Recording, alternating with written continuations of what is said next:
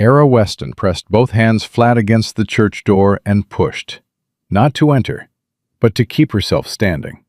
Her knees had already given out once that morning, right there in the middle of Main Street, when the man she loved looked her in the eye and said he was sorry. She hadn't cried. She'd gone completely silent, the way a person does when the pain is too big for sound. Before you hear how she survived what came next, drop your city in the comments below. I want to see how far this story travels. And if it moves you, subscribe and stay until the very end. Era Weston had practiced what she would say to Thomas Hale for 3 days. She'd rehearsed it in whispers while hanging laundry in the morning heat. She'd run through it quietly at the kitchen table before the sun came up. She had decided she would be calm. She would be dignified. She would tell him what Dr. Finch had told her, and Thomas would take her hands in his the way he always did, and he would say it didn't matter. He was going to say it didn't matter. She believed that with everything she had. She was wrong. The moment she stepped through the door of the Hale family's general store and asked to speak with Thomas privately, she felt it. Something in the air between them that hadn't been there before. A stillness. The kind that comes right before something breaks. Thomas walked her to the back room. He didn't reach for her hand. "I already heard," he said. She stopped. "Heard what?" "Dr. Finch." He said the name like it explained everything, like it closed a door. "Mrs. Finch was at my mother's house yesterday afternoon. She told her." Ara felt the blood leave her face. "That wasn't her, right?" "Is it true?" Thomas turned to look at her, and she saw it then. The decision already made behind his eyes. The careful distance he'd placed between them without her knowing. "Is it true what the doctor told you?" Her voice came out smaller than she intended. "Yes." Silence. "Then I think you understand," Thomas said carefully, "that this changes things." "Thomas," she took a step toward him. "We've been engaged for 8 months. You know me. You know who I am." "I know." He had the decency to look pained. "I know that. And I'm sorry for you, Ara. I genuinely am. But my family. My father's already expecting. There are expectations. A man in my position needs—" "Say it plain," she said. The calm she'd practiced was gone entirely. "Don't dress it up. Just say it plain." He looked at the floor. "I can't marry a woman who can't give me children." 8 months. 8 months of Sunday dinners at his mother's table. 8 months of him calling her his future. 8 months of her believing that she had finally found her place in this world. Gone. Just like that. She didn't cry. She couldn't. The pain was too large for crying. It sat in her chest like something carved from stone, too heavy to move, too solid to fracture. "I see," she said. "Ara." "I said I see, Thomas."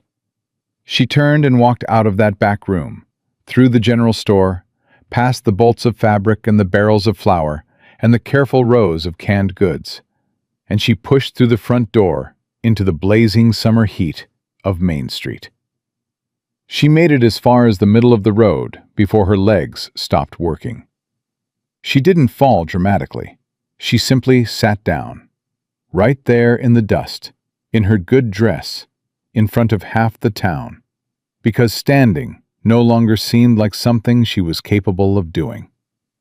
Her hands were folded in her lap. The engagement ring Thomas had given her was still on her finger. She looked down at it and thought, in a very clear and quiet part of her mind, that she ought to take it off. She couldn't make her fingers do it. "Well?" Martha Crane's voice cut through the heat from the direction of the dry goods store.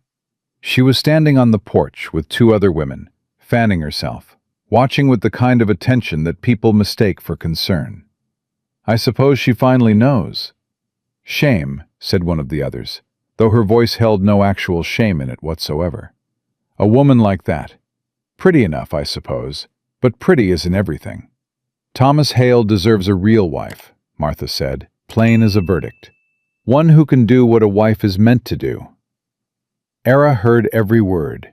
She was meant to hear every word. That was the point. She pressed her palms into the dirt and pushed herself to her feet. Her dress was dusty. Her chin was up. She walked past those women without looking at them, without speaking, without giving a single one of them the satisfaction of watching her break. She held herself together until she reached the edge of town. Then she sat down under the cottonwood tree at the edge of the miller's fence line, pressed her back against the bark, and let out a sound she'd been holding since the moment Thomas said the word, children. It wasn't quite crying. It was something older than that, something that lived underneath words and didn't know how to become them. She had known, of course, before Dr. Finch confirmed it. She had suspected for years. The way her body had always felt slightly wrong in ways she couldn't name to anyone. The absence of things other women spoke of with casual certainty. When the doctor finally told her, sitting behind his oak desk with his hands folded and his voice gentle and clinical in the same breath, she had thanked him and walked out and gone home and cooked supper and not said a word to a living soul. She'd thought she had time to figure out how to tell Thomas. She hadn't. Now she sat with her back against a cottonwood tree, her ring still on her finger, the town of Millhaven going about its business 50 yards behind her. And she thought, where do I go now? She had no answer. Her mother had been gone 6 years. Her father had passed 2 winters ago, and she had spent the months after that grief by holding tight to the promise of Thomas, of a future, of a house that would finally feel like home. She had a room above the laundress's shop that she rented for $2 a month, work she'd been planning to leave when she became Mrs. Hale, and a life that had, in the space of a single morning, been reduced to nothing she recognized. She sat under that tree for a long time. It was the sound of a wagon that finally pulled her back. Not any particular sound, just the creak of wheels and the steady clop of a horse coming along the road that ran past the Miller fence line, heading west out of town. She didn't look up at first. She was studying her own hands in her lap, the ring, the way the dust had settled across her good shoes. But the wagon slowed, and then it stopped. "Ma'am?" The voice was low, not loud, not intrusive, just present. The kind of voice that doesn't demand anything, but doesn't retreat either. She looked up. The man on the wagon seat was looking straight ahead at the road, not at her, which was the first thing she noticed. He wasn't staring. He wasn't pitying. He was simply stopped. And he had spoken. And now he was giving her the full choice of whether to respond or not. He was broad through the shoulders, with the kind of face that had seen considerable weather. Not old, not young. Somewhere in the long middle stretch of a man who worked hard and rested when he could. A hat low on his head, hands easy on the reins. In the wagon bed behind him, 2 small figures, a boy and a girl, both watching her with a frank, uncomplicated attention that only children possess. No judgment in it, just honest curiosity. "You all right?" the man said, still not looking at her directly. "I'm fine," she said, automatically. "All right." He didn't move, didn't push. A beat passed. "You don't look fine," said the little girl in the wagon bed. She couldn't have been more than 5 years old, with dark hair and eyes that had already decided several things about the world. "Your face is sad." "Rosie," the man said quietly. Not a reprimand, just her name, spoken with the patience of a father who had learned not to fight a losing battle. "It is, though, Papa," Rosie said, entirely unrepentant. "I can tell." Era looked at the child. small and brown-haired and absolutely certain of herself, sitting with her legs dangling off the edge of the wagon, studying Era with eyes that held nothing unkind, only honest, open concern. Something in Era's chest cracked, not broke, just cracked, like the first thin line in a dam that has held too long. "I've had a difficult morning," Era said, which was, perhaps, the most significant understatement of her 31 years of life. "We get those," the boy said from beside his sister.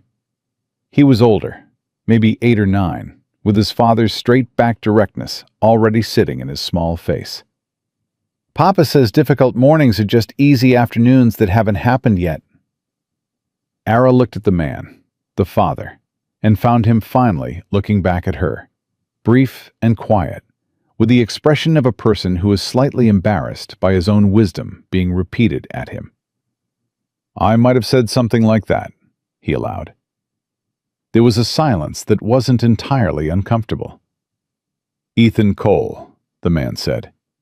"My children are Caleb and Rosie. We've got a place about 4 miles west." He didn't extend his hand. She was below him, and it would have been awkward. He just said his name the way a man states a fact, plainly, without decoration. "Era Weston," she said. He nodded once, filing it away. "You need a ride somewhere, Miss Weston?" The question was practical. No pity threaded through it. No implication behind it. Just a man offering a ride to a woman sitting in the dirt at the edge of town, in the plain language of the frontier. She should have said no.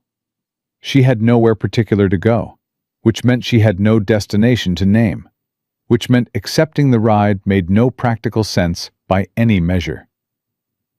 "I don't know where I'm going," she said honestly.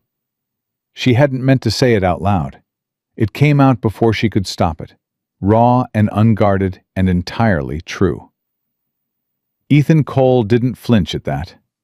He considered it the same way he might consider a change in the weather, with attention, without alarm. "Well," he said at last, "we're heading home. You're welcome to ride along that far, if you want. Martha Lee usually has coffee on." "Martha Lee?" "My housekeeper." A pause. "She bakes on Tuesdays. I reckon she'd be glad of company." It was the strangest invitation Era had ever received. Riding home with a stranger and his 2 children for coffee and Tuesday baking. There was nothing grand about it, nothing sweeping. It was simply the most ordinary kindness she had been offered in what felt like a very long time, extended without expectation and without condition. She stood up. She brushed the dust from her dress. "All right," she said. Ethan reached down to help her up to the wagon seat.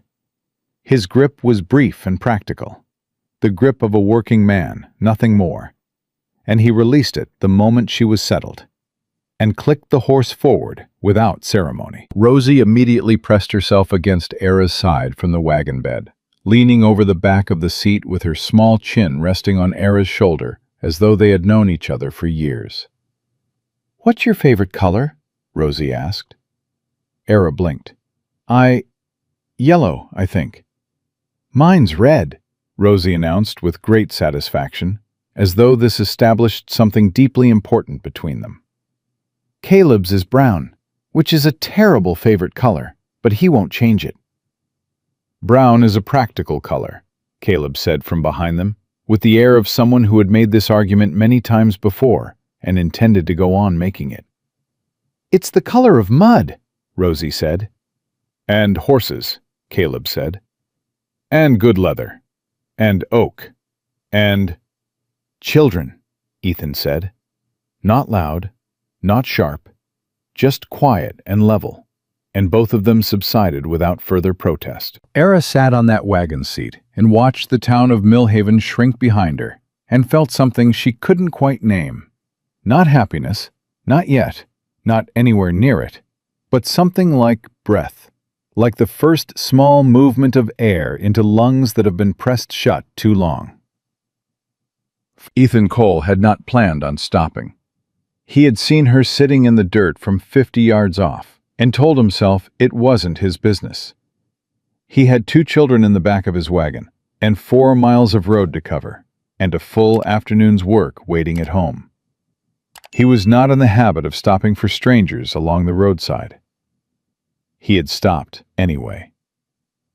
He spent the first mile after she settled onto the seat, trying to understand his own reasons, which was the kind of man he was, not given to impulse, not comfortable with actions he couldn't account for. He came up with no better answer than this. She had said, "I don't know where I'm going," with such plain, stripped honesty that something in him had recognized it without his permission. He'd known that feeling before. He'd known it the morning he buried Clara 3 years back, and stood outside the churchyard in the August heat and thought, "I don't know what I'm supposed to do now." He'd stood there long enough that Caleb had come and taken his hand without a word. 6 years old, and already understanding that sometimes a person just needs something to hold on to.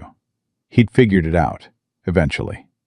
Slowly, and not gracefully, one day grinding into the next, until the days started to feel less like surviving and more like living. He had his land. He had his children. He had Martha Lee's coffee and Caleb's chess obsession, and Rosie's complete certainty that the world was fundamentally good and intended to stay that way. It was enough. He was fine. He repeated that to himself with some regularity. He let himself glance at the woman beside him, quick, not obvious about it. She was looking at the road ahead with the focused expression of someone running calculations in her head, trying to determine which direction to point herself when she got to the other side of whatever today had been. There was something careful about the way she held herself. Not cold. The opposite of cold, actually. Like a person protecting warmth they weren't certain they had the right to keep. He looked back at the road. "Miss Weston," Caleb said from behind them, with the tone of someone who had made a decision. "Are you good at chess?" "Caleb," Ethan said. "I'm just asking." "Let the woman breathe before you start recruiting her." "I'm decent at chess," Era said. Caleb's face lit with the particular joy of a child who has been waiting months for a worthy opponent. "Papa won't play me anymore because I beat him twice." "You beat me once," Ethan said evenly. "The second time I was occupied." "You were losing, so you said you were occupied." Era made a sound. Small and surprised, like it came from somewhere she hadn't been recently. Like it caught her off guard before she could decide whether to let it out. It was almost a laugh. Ethan felt something ease, just slightly, in his chest. He didn't examine it. They reached the Cole property as the afternoon pushed into the long gold hour before evening, the heat beginning its first reluctant concessions to the coming dark. Martha Lee was on the porch before the wagon had fully rolled to a stop. She was a solid, capable woman somewhere past 60, with gray hair pinned back and eyes that missed absolutely nothing. And she took one long look at Era Weston on the wagon seat and then looked at Ethan with an expression that communicated several complete sentences without making a single sound. Ethan stepped down and offered his hand to help Era down, same as he had helped her up, practical and brief. "Martha Lee," he said. "This is Miss Weston, from town. I invited her for coffee." Martha Lee regarded him for one more silent moment. Then her face rearranged itself into something warm and decided. "Well, come on, then," she said to Era. "I made apple cake this morning. It's better warm." Rosie had already scrambled down from the wagon and latched onto Era's hand with the grip of a child who does not give up easy. "Come see my room," she said. "I have a cat. His name is General, but he isn't a real general. He just acts like one." "Rosie," Ethan's voice was patient. "Give Miss Weston a moment." "It's all right," Era said softly, and she let herself be pulled. Ethan stood in the yard and watched his daughter lead this stranger, this woman with the careful face and the honest eyes and the ring she hadn't taken off, toward his front door, and felt something shift in the air around him that he didn't have words for and wasn't sure he wanted. He turned to unhitch the horse. Martha Lee appeared at his shoulder. "Don't," Ethan said. "Don't what? I haven't said anything." "You're thinking it loud enough for both of us." Martha Lee made a small sound in her throat. "I'm thinking that woman has been through something today, and you were decent to her when you didn't have to be." That's the full extent of my thoughts. Ethan worked the harness buckle. "She's just here for coffee. She'll head back to town before dark." "Course she will." "Stop." Martha Lee smiled at nothing in particular and went inside. He finished with the horse and stood alone in the yard for a moment longer than he needed to, listening to the sound of Rosie's voice coming through the open window, bright and rapid, and full of the overflowing certainty that Rosie carried everywhere she went. And underneath it, quieter, something he hadn't heard inside those walls in 3 years. A woman's laugh, real this time, less surprised. He stood there. Then he settled his hat and went inside to have coffee. The apple cake was, as advertised, better warm. Era sat at the coal kitchen table and ate 2 full slices and answered Rosie's questions about her favorite season, summer, without hesitation. Her favorite animal, horses, which earned her an immediate nod of approval from Caleb, and whether she had ever personally encountered a 2-headed snake. She had not, but Caleb had, and it had been on a Thursday, which he felt was a significant detail. Ethan sat across the table, drinking his coffee, saying little, but making no move to leave. Martha Lee moved through the kitchen with the ease of a woman entirely at home in her domain, refilling cups without being asked, contributing to conversations and withdrawing from them with the timing of someone who has spent years learning exactly when to speak and when to let silence do its work. At some point, the light through the window shifted. Era set down her cup. "I should go." The table went briefly quiet. "It's getting late," Rosie said, with the iron logic of a 5-year-old who has already decided how the evening should proceed. "You should stay." "Rosie," Ethan said. "She should, though. Martha Lee has the extra room. The one with the blue curtains. It's a good room." "That is not your decision to make." Rosie looked at her father with complete, unshakable certainty. "But it would be nice." Era looked at this child, this small, certain person who had decided, somewhere between a wagon ride and a second slice of apple cake, that Era Weston was worth keeping, and felt the crack in her chest open just a fraction wider. "I have a room in town," Era said carefully. "I need to get back." Ethan was already standing. "I'll drive you." "It's 4 miles. You don't—" "I know how far it is." His tone was quiet and final, without a trace of unkindness. "I'll drive you." Caleb walked them out to the yard with the measured gravity of a boy taking a duty seriously. He stopped in front of Era and extended his hand. She shook it. He looked her level in the eye. "You're decent at chess," he said. A statement, not a question, as though he'd made his assessment and this was the verdict. "Decent enough," she said. He nodded once, exactly as his father nodded. "All right, then." Rosie, standing on the porch step to give herself the height advantage, threw both arms around Era's waist with the complete bodily commitment of a child who does not do things halfway, and pressed her face hard against Era's side. "Come back," Rosie said. Not a question, not a request. A statement of how things were going to be. Era stood with her hands at her sides for the space of one breath. Then she put her arms around the little girl and held on. "All right," she said quietly, against the top of Rosie's head. Her voice came out steadier than she had any right to expect. "All right." The ride back to town was quiet, in the way that comfortable silence is quiet. No weight in it, no awkward edges. Just 2 people sitting side by side in the warm evening air, with nothing that needed saying yet. The town lights appeared ahead of them, small and familiar. "You from here originally?" Ethan asked. "No. Moved here with my father 6 years ago." She paused. "He passed 2 winters back."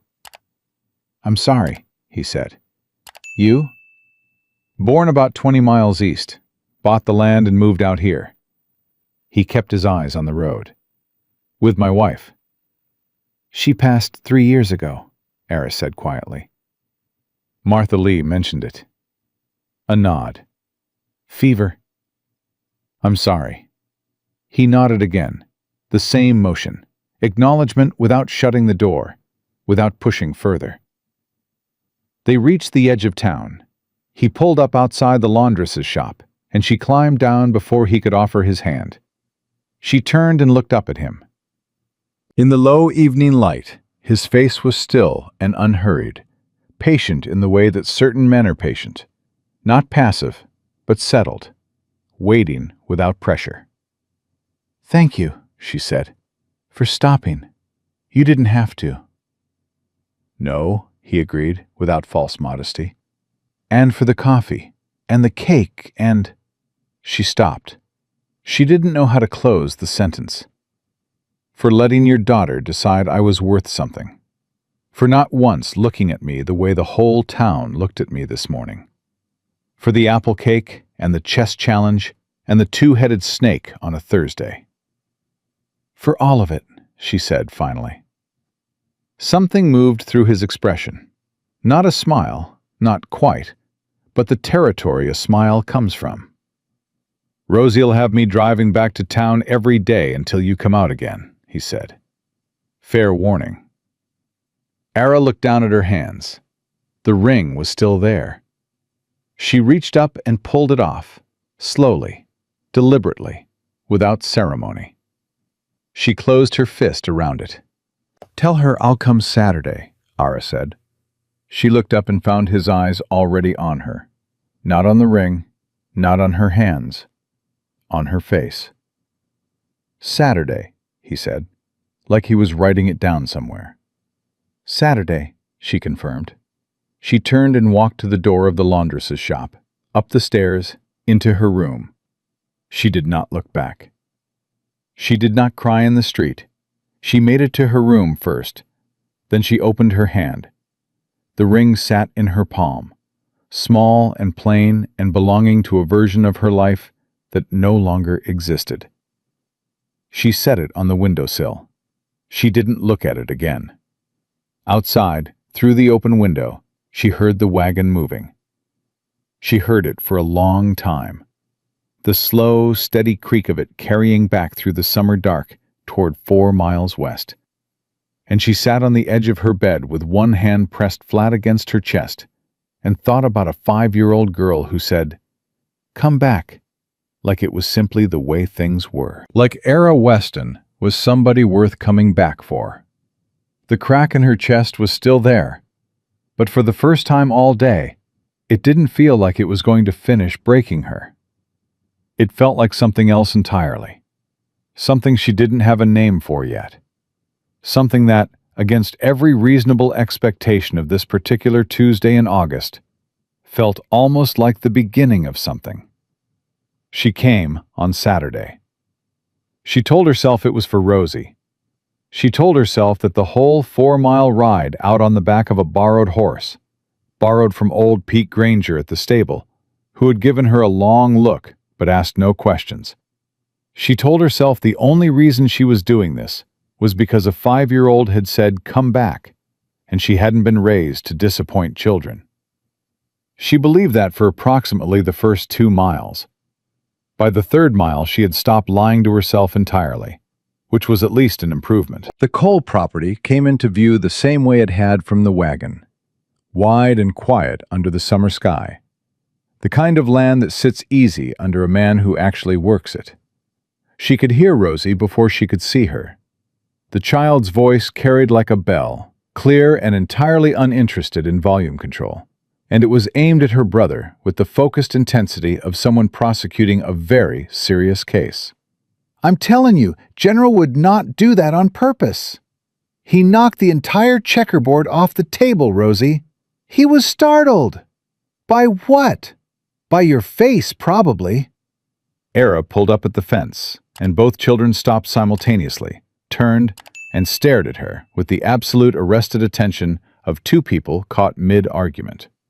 Then Rosie let out a sound that was less a word and more a force of nature, launched herself off the porch step, and covered the distance between them at a dead sprint. Ara had barely swung down from the horse before Rosie hit her at full speed, arms out, face first into Ara's midsection, both small fists grabbing handfuls of Ara's riding coat and holding on with the determination of someone who has thought about this moment several times since Tuesday.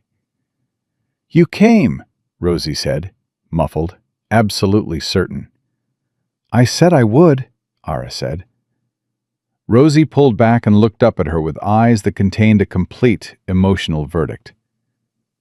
"Some people say things and don't do them," she said, with the weight of a 5-year-old who has already learned this particular lesson and has not forgiven it. The word sat between them for a moment longer than Rosie probably intended. "I know," Ara said quietly.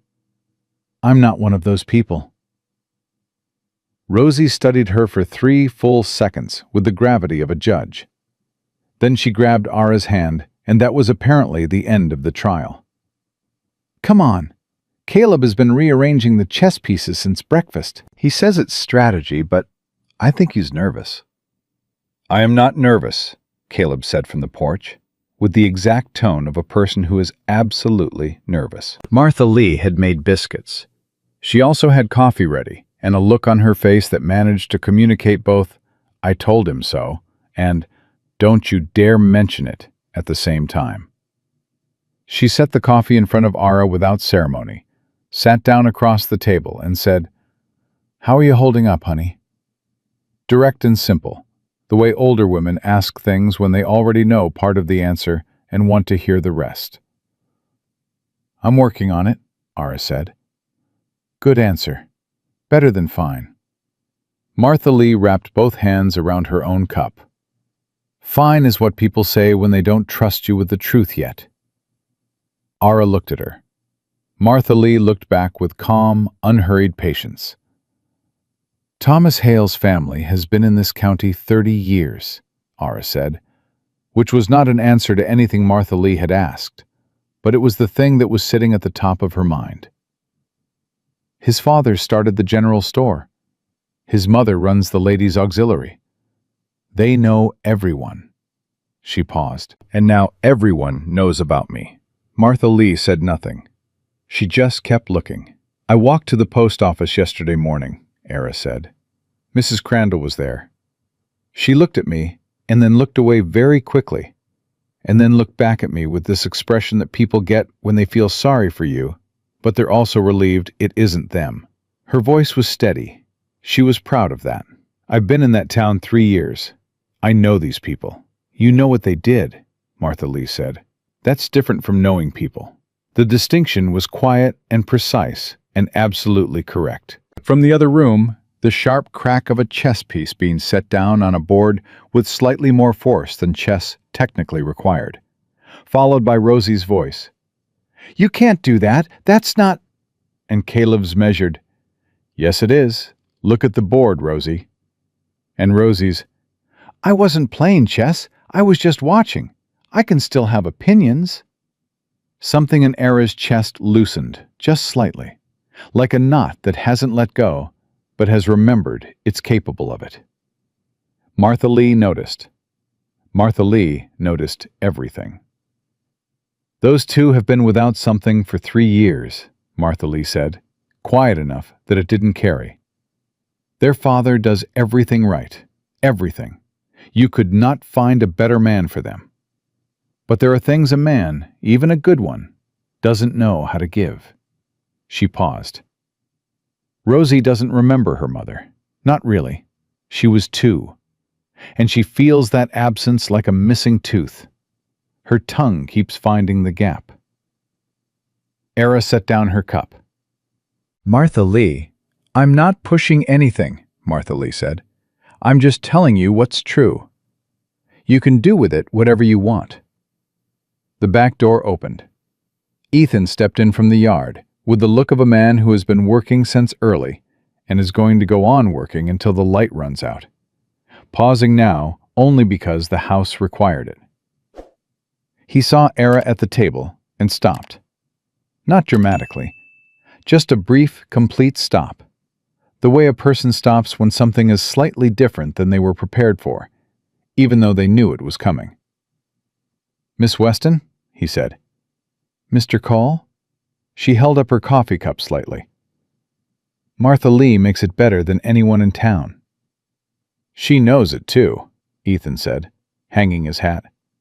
"I do," Martha Lee said serenely. He pulled out the chair across from Ara, sat down, accepted the coffee Martha Lee set in front of him, and looked at Ara the same way he'd looked at her on the wagon.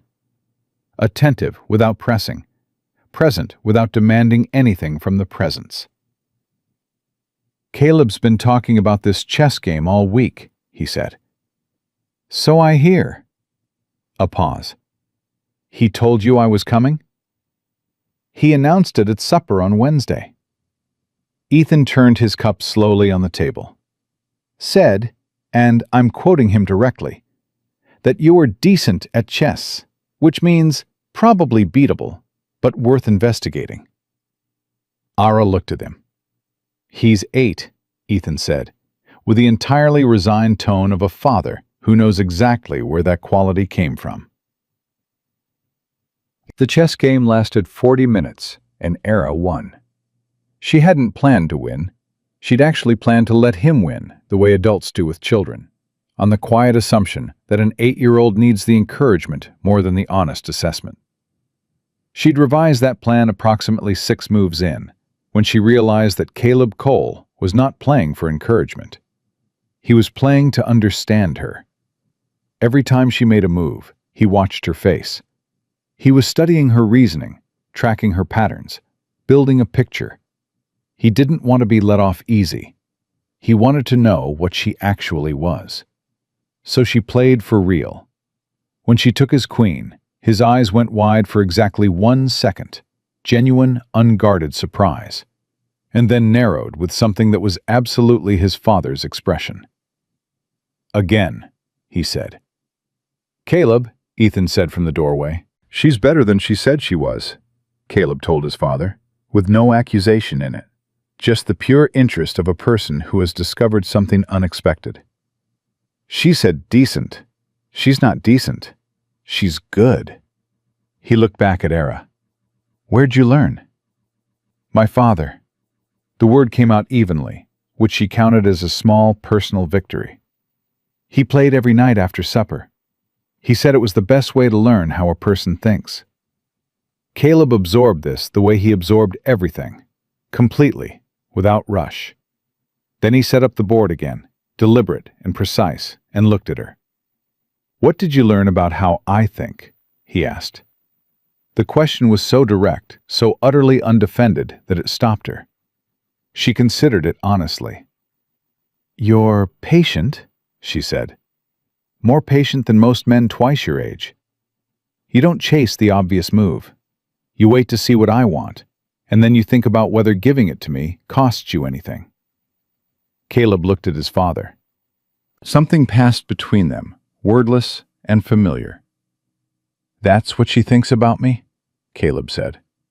"Don't look at me," Ethan said. "She figured that out herself." Caleb turned back to Era with an expression she would spend the next several weeks learning to read. Guarded and open at the same time. Like a door that isn't sure yet whether it intends to stay closed. "My mama was patient too," he said. Very quiet. Very careful. "Papa says I got it from her."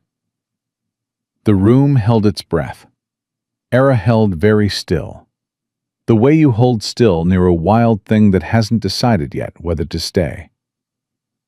"She sounds like she was wonderful," Era said. Caleb looked at the chessboard. "She was," he said. And then, after a beat that was carrying more weight than an 8-year-old should have to carry, I miss her." "I know," Era said. "I know you do." He moved his first piece. She moved hers. Neither of them said anything else about it, but something in the room had shifted. Some door opened, just a crack on rusty hinges, letting in a thin line of light. From the hallway, very quietly, Ethan turned and walked back toward the kitchen. Martha Lee looked at him when he came in. He picked up his coffee cup, set it down. "Don't," he said. "I've got nothing to say," Martha Lee said. She was smiling at the window. She stayed longer than she'd meant to. By the time the light had started to thin and move toward the long gold hour, she had played Caleb to a draw on the third game, taught Rosie a hand-clapping rhyme her own mother had taught her when she was small, helped Martha Lee snap green beans on the porch, and learned that Ethan Cole had once tried to keep bees for exactly 11 days before the bees made clear they considered this a personal insult. "What happened on day 11?" she asked. "I don't talk about day 11, Ethan said. "He cried," Rosie said, completely unbothered. "Rosie, you did, though." "Those were tears of physical pain. That's different." "You said why out loud multiple times," Rosie informed Ara with the relish of someone who has been waiting for the right audience for this story. "He said, 'Why are they doing this?' and 'What did I do?'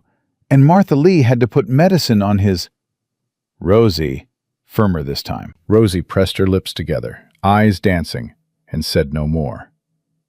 Era laughed, full and unguarded, the kind that gets away from you before you can decide whether to let it happen. She brought her hand up too late to catch it. She looked up and found Ethan watching her, with an expression she hadn't seen on him before. Not quite a smile. Something quieter than a smile. Something that a smile is what happens after, if the conditions are right. He looked away first. "You'll want to get back before full dark," he said. Practical.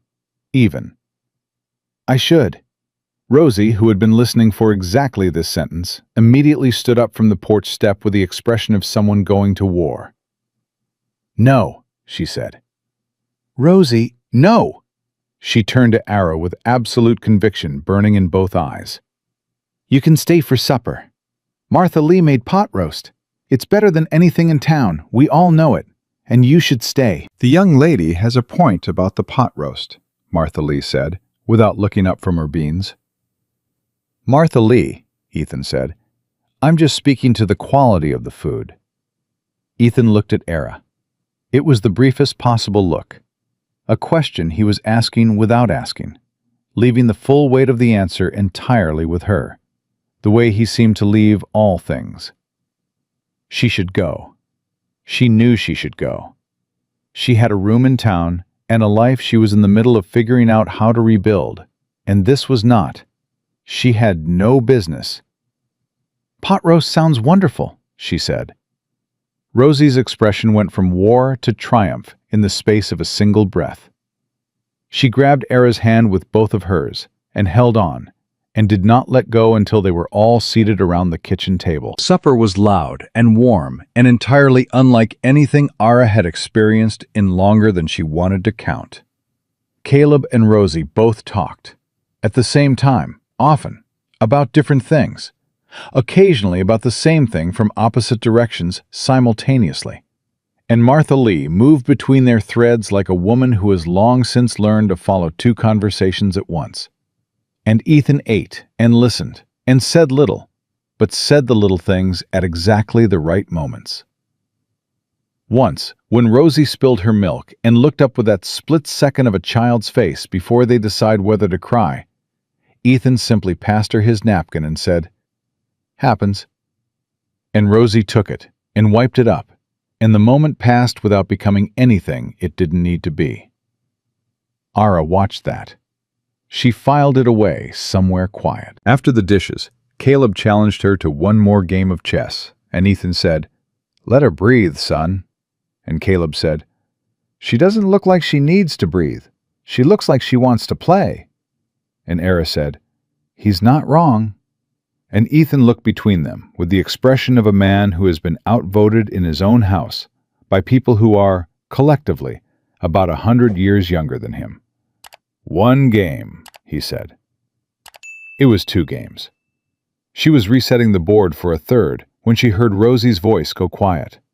That particular quality of quiet that a child's voice gets when they are moving past tired into that deeper, less negotiable thing.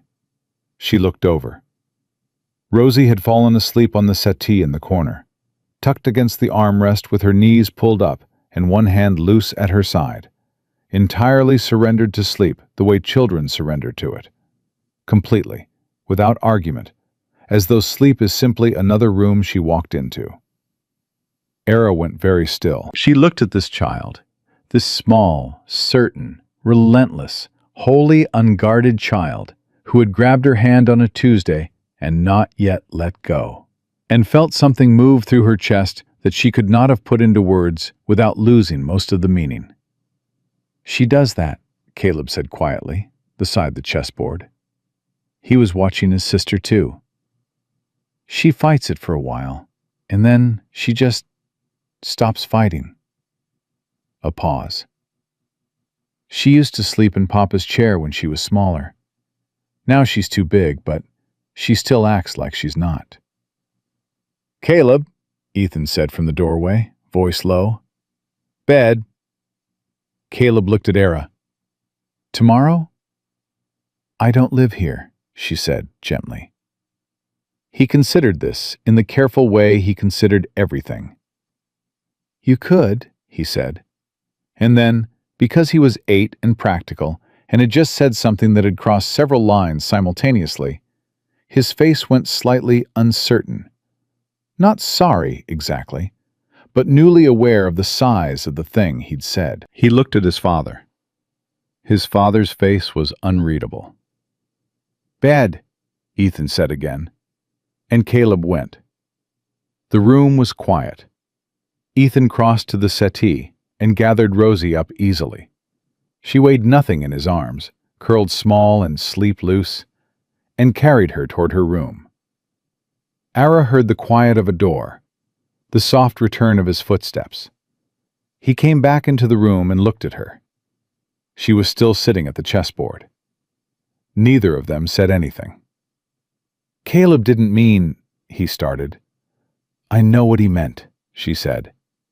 She looked at the chess pieces. "He meant it kindly." He did. A silence. Not uncomfortable.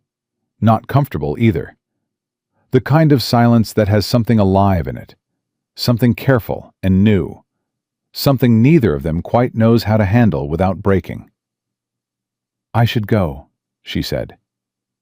"I'll ride with you," he said, part of the way. "You don't have to." "I know I don't have to."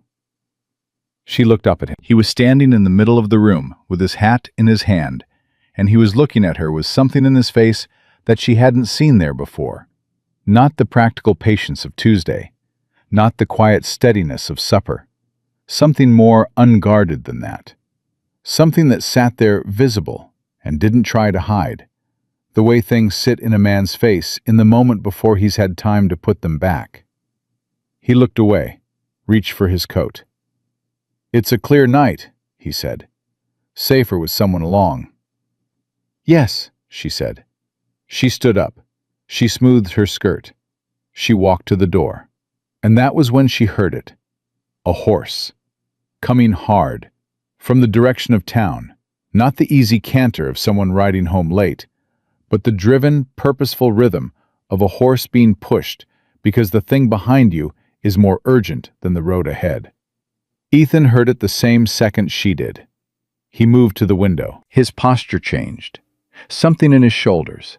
Something that had been easy, becoming not easy. The way a man shifts when he recognizes trouble before he can see it. The horse came into the yard. The man on it was large and well-dressed by the standards of this territory. Dressed in the way of a man who wants you to know before he opens his mouth that he has more money than you do. His horse was a cut above every other horse for 20 miles. He pulled up without hurry, looking at the house the way men look at things they've already decided they want. Ethan opened the door. "Cole," the man said. He didn't get down. He spoke from horseback the way some men do, keeping the height on purpose. "Randall Crawford. You know the name." "I know it," Ethan said, flat and even. Ara stood just behind him in the doorway. Crawford's gaze found her immediately, a quick, assessing sweep that took in far more than she was comfortable with, and then moved back to Ethan. "I won't take long," Crawford said. "I'm buying up the river parcels on this side of the valley, settling the land question once and for all, before county registration closes end of next month." He reached into his coat and produced an envelope. "I made your neighbor Aldrin a fair offer last week. He took it. I'd like to give you the same consideration."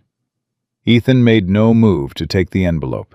"My land isn't for sale, Mr. Crawford." Crawford smiled. "Not the warm kind." "It's a generous figure." "My land isn't for sale," Ethan said again. Same voice, same words. The repetition of a man who doesn't feel the need to escalate in order to be clear. Crawford's eyes went back to Ara, stayed there a moment longer than necessary.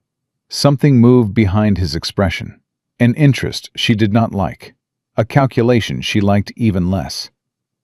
"Perhaps we can speak again," Crawford said to Ethan, but he was still looking at her. "When you've had time to consider the advantages." "I won't need the time," Ethan said. Crawford tucked the envelope away, looked at the house, at the land, at Ara one more time. The long, deliberate look of a man who is not saying everything he intends to say yet. And then turned his horse without another word and rode back into the dark. The yard was quiet. Ara stood in the doorway and felt the hair on her arm still raised from something she couldn't entirely name. Not just the visit, not just the offer. The way he'd looked at her. The way his calculation had swept across her as though she were part of something he was already accounting for. She looked at Ethan's back. His hands were at his sides. Still. "He'll come back," she said quietly. Ethan didn't turn around right away. He stood looking at where the darkness had swallowed Crawford's horse. "I know," he said, and the way he said it, low and steady, and without any surprise in it whatsoever, told her that this was not the first time Crawford's name had come to this property, and it would not be the last. She stood at his shoulder in the doorway, and in the silence that followed, with the dark pressing in from all sides and two sleeping children at their backs, Ara Weston understood, clear and cold and certain as anything she had ever understood, that Saturday was not the end of something. It was the beginning of something she hadn't been prepared for, and that whatever it was, it had just gotten considerably more complicated. She came back on Sunday.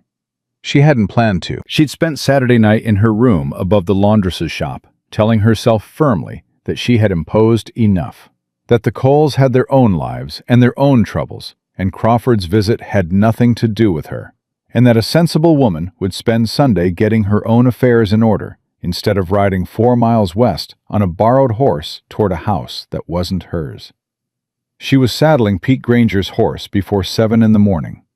Pete watched her from the stable door, with his arms folded and the expression of a man who has decided something and is waiting for the right moment to say it. "You riding out to the Cole place again?" he asked. "I might be." "That's 4 days in a row you've borrowed this horse." She tightened the cinch. "I'll return her by evening." Pete was quiet for a moment. "Ethan Cole is a good man," he said. Not accusing, not pushing. Just saying it the way you say something true, when you think the other person needs to hear it stated plain. "I know that," Ara said. "Crawford's been talking around town," Pete said, and his voice had changed. Quieter, lower. The way voices go when the information they're carrying has weight. "Saying Cole's land is as good as his already. Saying it's just a matter of time." Era went still with her hands on the saddle. "Crawford says a lot of things," she said carefully. "He does," Pete agreed. "And most of them end up true, because he's got the money to make them true." He paused. "Just thought you ought to know what you're riding into." She mounted without another word. She thought about what Pete said for the entire 4 miles. Ethan was already in the yard when she arrived, working with the focused economy of a man who has calculated exactly how many hours of daylight he has and exactly how many tasks need to fit inside them. He looked up when he heard the horse. His face did that thing it had started doing, that brief, not quite a smile territory, there and gone before it could be called anything. "You're early," he said. "I heard something in town," she said, coming straight to it before she could talk herself out of it. "About Crawford. About what he's been saying." Ethan set down his tools. He looked at her with steady, unhurried attention. "What's he saying?" "That your land is already as good as his. That it's a matter of time." She held his gaze. "How long has this been going on?" He was quiet for a moment. The kind of quiet that means the answer is longer than the question suggested. "Since spring," he said. "Since spring." She absorbed that. "And you've been handling it." "By yourself." "It's my land. Ethan." She said his name without planning to. His first name, which she hadn't used before, which registered on both of them simultaneously. She saw it in his face. She pressed on anyway. "Crawford's been buying up every parcel on the river. Your neighbor Aldrin took his offer. If he gets enough of the surrounding land, he can cut off your water rights, your access road, everything. You know that." Ethan looked at her with an expression she was beginning to understand.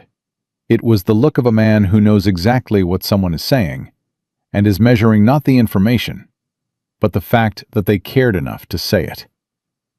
"How do you know about water rights?" he asked. "My father was a land surveyor," she said. "I grew up reading property maps the way other girls read novels." Something shifted in his face. Not surprise, something more considered than surprise. A reassessment happening in real time. "Come inside," he said. The map was spread across the kitchen table by the time Martha Lee set the coffee down, and Era leaned over it with both hands flat on the edges, the way her father had taught her. "You read land the way you read a face," he used to say. "Everything that matters is right there if you know where to look." Ethan stood across from her, watching her read it. "Here," she said, tracing the line with one finger. "Crawford already owns this parcel to the north. If Aldrin sold him the east section, that gives him this access corridor. And if he gets the Watkins land to the south—" She stopped, looked up. "Does Watkins know Crawford's been approaching him?" "I don't know," Ethan said slowly. "Because if Crawford gets the Watkins land, he controls the only road to the county seat. He can file an easement challenge before registration closes and tie up your deed in county court for 2 years minimum." She paused. "Your father, was the original deed recorded before the county reorganized in 71? A beat of silence. "How do you know about the 71 reorganization?" he said. "Because my father spent 4 months cleaning up the recording errors from it." She straightened up and looked at him directly. "Was it recorded before?" "I don't know," he said again, and the words came out with a different quality this time. Not evasion, but the honest weight of a man confronting a gap in his own knowledge that suddenly matters considerably more than it did 10 minutes ago. Martha Lee put a cup of coffee at Era's elbow without saying a word. "You need to get to the county clerk's office before Crawford does," Era said. "Before end of next month becomes this week in Crawford's timeline. Because men like him don't wait for their own deadlines. They create other people's urgencies and move on their own schedule." Ethan stood across the table from her, looking at the map, looking at her, and the particular quality of his silence told her he was not a man who took well to being several steps behind on something he should have seen coming. "I know," he said quietly. "You're right." She hadn't expected the directness of it. She'd expected the instinct a lot of men had, to deflect, to qualify, to protect the appearance of having already known. He just said it. "All right then," she said. "All right," he said. From the hallway, Rosie appeared in her nightgown, hair everywhere, with the expression of a person who has just heard interesting things from the other side of a door. "Are we in trouble?" she asked. "No," Ethan said. "Then why does your voice sound like we might be?" "Rosie, I'm just asking." "Go get dressed." Rosie looked at Era. "Are we in trouble?" "Not if your father moves quickly," Era said. Rosie pointed at Ethan with the authority of a very small person who feels this is the final word. "Move quickly," she said, and disappeared back down the hallway. Ethan looked at Era. She looked back at him. "She's going to be formidable," Era said. "She already is," he said, and something warm moved through his voice. That particular mixture of exhaustion and love that only parents carry. God help us all.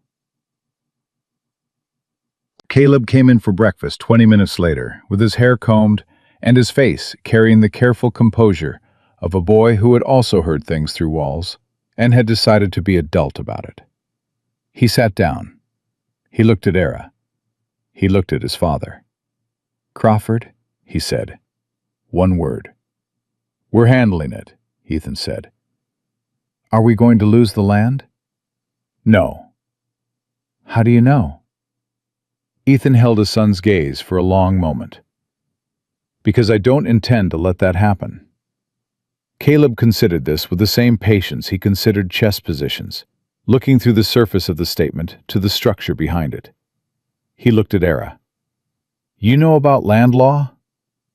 "Some," she said. "Enough." "Are you going to help him?" "Caleb," Ethan started. "I'm asking her," Caleb said, not rude but entirely direct, his eyes on Era with that unwavering quality he had that made you feel like you were being read. Era looked at this boy, this solemn, careful, 8-year-old boy who had already learned that the world is not always kind and was trying very hard to be ready for it anyway. And she didn't look away. "Yes," she said. Caleb nodded once. Something in his shoulders loosened that she hadn't realized was tight. He ate his breakfast. The first thing she needed was the original deed language. Ethan had his father's papers in a trunk in the back room. 40 years of land documents, correspondence, survey records, folded and stacked with the careful disorganization of a man who saves everything, but has never had occasion to need it all at once. They spread it across the kitchen table after breakfast, while Martha Lee took the children to gather eggs, and Ara went through it the way her father had taught her, methodically and without skipping. Ethan sat across from her, watching her work. "You don't have to do this," he said after a while. "I know. This isn't your problem." She looked up from the documents. "You stopped on a Tuesday when you didn't have to," she said. "You gave me coffee and apple cake and a ride home and didn't ask for a single thing in return. I think I can read some land records." He was quiet. "Besides," she said, going back to the papers, "Crawford looked at me like I was already part of the inventory. That made it my problem." A short silence. "I noticed that," Ethan said, low and careful. "The way he looked at you." "So did I." "I didn't like it." The directness of it, no decoration, no hedging, settled in the air between them. She kept her eyes on the documents. Her hands were steady. "Neither did I," she said. She found what she was looking for 11 minutes later, a survey notation from 1869, before the county reorganization. with language that, if read correctly, established prior claim to the water access corridor that Crawford would need to make his filing argument work. "Here," she said, turning the paper toward him. He leaned across the table to read it, close enough that she could hear him breathe. He read it twice, the way he did most things, once for comprehension, once to make sure. "That's the water access," he said, "and it predates every parcel Crawford's bought by at least 3 years.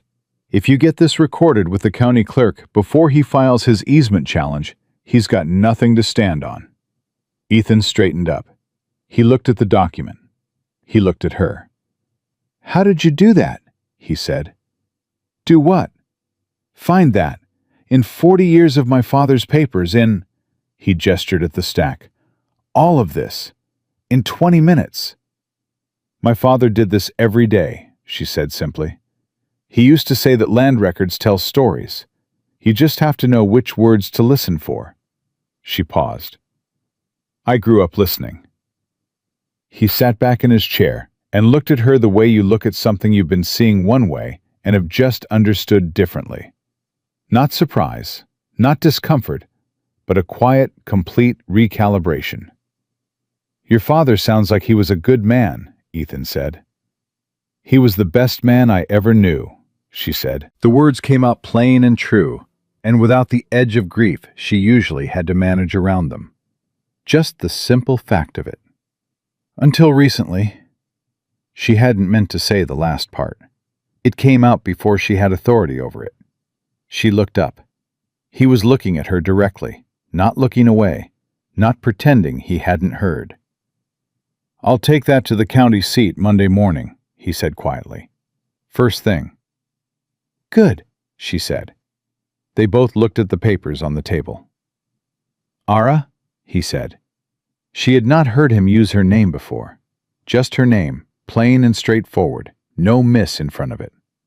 She looked at him. "Thank you," he said. Not elaborate, not dressed up, just those 2 words, carrying everything he meant by them in the weight he gave them. And she had learned enough about how Ethan Cole spoke to understand that when he said something simply, he meant all of it. "You're welcome," she said. Martha Lee came back with the children before noon and found them still at the kitchen table, the deed documents spread between them, talking through the county records timeline with the focused practicality of 2 people who have discovered that their minds work well together. She put the egg basket down, looked at the table, looked at both their faces, and went to start lunch without a word. But she was smiling at the stove. Rosie climbed into the chair beside Ara and pressed herself against her arm and said, "What are you doing?" with the unself-conscious ease of a child who has simply reclassified a person as belonging here. "Reading some of your grandfather's papers," Ara said. "Is it important?" "Very." Rosie nodded seriously. "Can I help?" "You can hold this one." Ara placed a survey map flat on the table in front of her. "Keep it from rolling up." Rosie placed both small hands on the corners of the map and pressed with the full solemnity of someone assigned a crucial post. Caleb appeared on Ara's other side, read 2 lines of the nearest document, and said, "This is about water rights," with the tone of someone who knows more than expected. "It is," Ara said. "Crawford wants the water." "He wants everything that depends on the water," she said. "Which is the land, which is the house, which is everything your father built." Caleb absorbed this, looked at his father. "He can't have it," he said. "No," Ethan said. "He can't." "So what do we do?" "We filed a paper trail that says so," Ara said. "Monday morning." Caleb held her gaze. Then he put his hand on the table beside the document, not touching it, just there, present, the deliberate gesture of a boy placing himself on a side. "Good," he said. She should have left after lunch. She knew she should have left after lunch because the line between visiting and belonging was getting harder to see. And she was aware, with the specific awareness of a woman who had spent years learning to protect herself from her own hope, that she was in danger of confusing the two. She stayed because of Thomas Hale. Not directly, not consciously, but somewhere in the back of her mind, where honest things lived, she understood that Millhaven was the town where Thomas Hale's family had been for 30 years, and where Mrs. Crandall looked at her with charitable pity, and where everyone knew, and where the ring had been. And this house, 4 miles west, was something else, something that didn't have a name yet, but that held no pity in it, and no judgment, and where a 5-year-old held her hand, and an 8-year-old sat on her side of the table. So she stayed. She helped Martha Lee in the kitchen while the children played, and she sat on the porch through the late afternoon while Ethan finished his work in the yard. And it was so ordinary, so entirely, quietly ordinary, that it scared her a little. She was thinking about that when Rosie climbed into her lap. Just climbed up, without asking, without announcement, the way Rosie did most things. Settled herself with her back against Era's chest and her legs draped over the chair arm, and picked up the small piece of string she'd been braiding all afternoon, and went on braiding it, as though sitting in Era's lap was simply where she lived. Era went completely still. She had a sudden, vivid awareness of her own hands, where they were, what to do with them, and then a wave of something so large and so sudden that she couldn't have named all the parts of it. 3 months ago, she had been told by a man she loved that she could not be a wife because she could not be a mother. 3 months ago, she had sat in the middle of Main Street in the dust and understood that an entire version of her future was closed. And this child was sitting in her lap like it was where she'd always belonged. Her arms went around Rosie slowly, carefully, the way you move around something fragile, even when the fragile thing is yourself. Rosie reached up without looking and patted Ara's arm once. Casual and certain. The pat of a person confirming something that doesn't need discussion. And went back to her braiding. Ethan came around the corner of the porch and stopped. He stood there for a moment, looking at the two of them, and his face, his careful, weathered, self-contained face, did something she hadn't seen it do before. It opened. Just for a moment. Just enough to show what was underneath all the steadiness and the quiet practicality and the weight of 3 years of doing everything alone. He looked at his daughter sitting in this woman's arms, and he looked like a man who was seeing something he had stopped letting himself want. He sat down in the other chair. He didn't say anything. None of them said anything.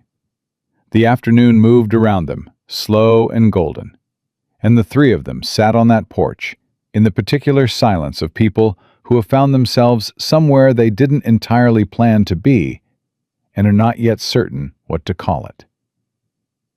That was when they heard the second horse. Not Crawford's this time. 2 horses, coming down the road at a pace that had purpose in it, without quite being urgency. Ethan was on his feet before they came into sight. The riders were men Ara didn't recognize. Town clothes. One of them had the look of someone who delivers messages for money and makes no judgments about the content. The other had the look of a man who had composed his expression before he arrived. "Mr. Cole," the second man said. "My name is Garrett. I work for Mr. Crawford's interests." "I know who you work for," Ethan said. "Then you'll understand I'm here professionally." Garrett reached into his coat and produced an envelope considerably thicker than the one Crawford had offered 2 days ago.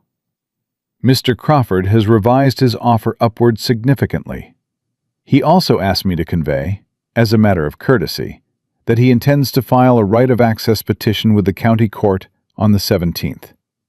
He thought you'd want to know the timeline." The 17th. That was 6 days.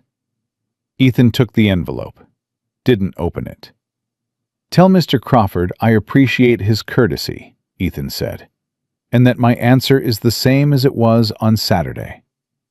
Garrett nodded slowly. His eyes moved to Era, sitting there on the porch with Rosie, who had climbed down and positioned herself at Era's knee, both of them watching. And his expression did something complicated that Era didn't like. "Mr. Crawford also mentioned," Garrett said, still looking at Era with that careful quality, "that he would be pleased to meet with all interested parties at his convenience, if the situation warrants." All interested parties, looking at her. Era felt the blood in her veins go still and cold. She understood what he meant. Crawford had seen her here on Saturday. Crawford had decided she was leverage. Crawford had sent his man here today, not just to revise the offer, but to look at her, to assess her, to see how she sat in relation to Ethan Cole, and whether that relation was something that could be used. Ethan turned slightly and looked at her for exactly 1 second. In that second, she read everything. The controlled fury underneath his steadiness, the deliberate restraint, the question he was not asking out loud because the children were there, and because men like Crawford counted on reaction. She gave him the smallest possible nod. He turned back to Garrett. "You've delivered your message," Ethan said. "I think you know the way back to town." Garrett touched his hat brim. The two men rode out. The yard was quiet. Rosie's hand had found Era's during the exchange. Era only realized it now, looking down.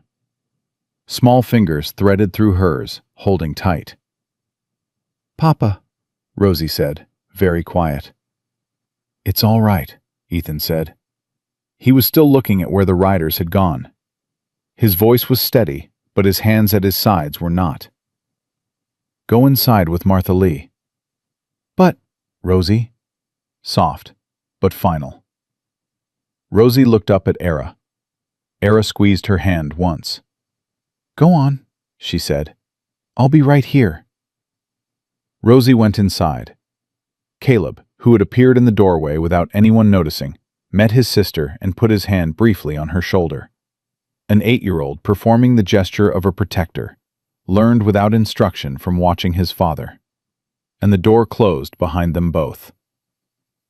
Ethan stood in the yard with his back to Era. She could see the set of his shoulders, the effort of containment, the weight of something being held down that needed a different outlet than what was available to him right now. "He knows you've been here," Ethan said. His voice was low. "Yes." "He's going to use that." "I know." He turned around.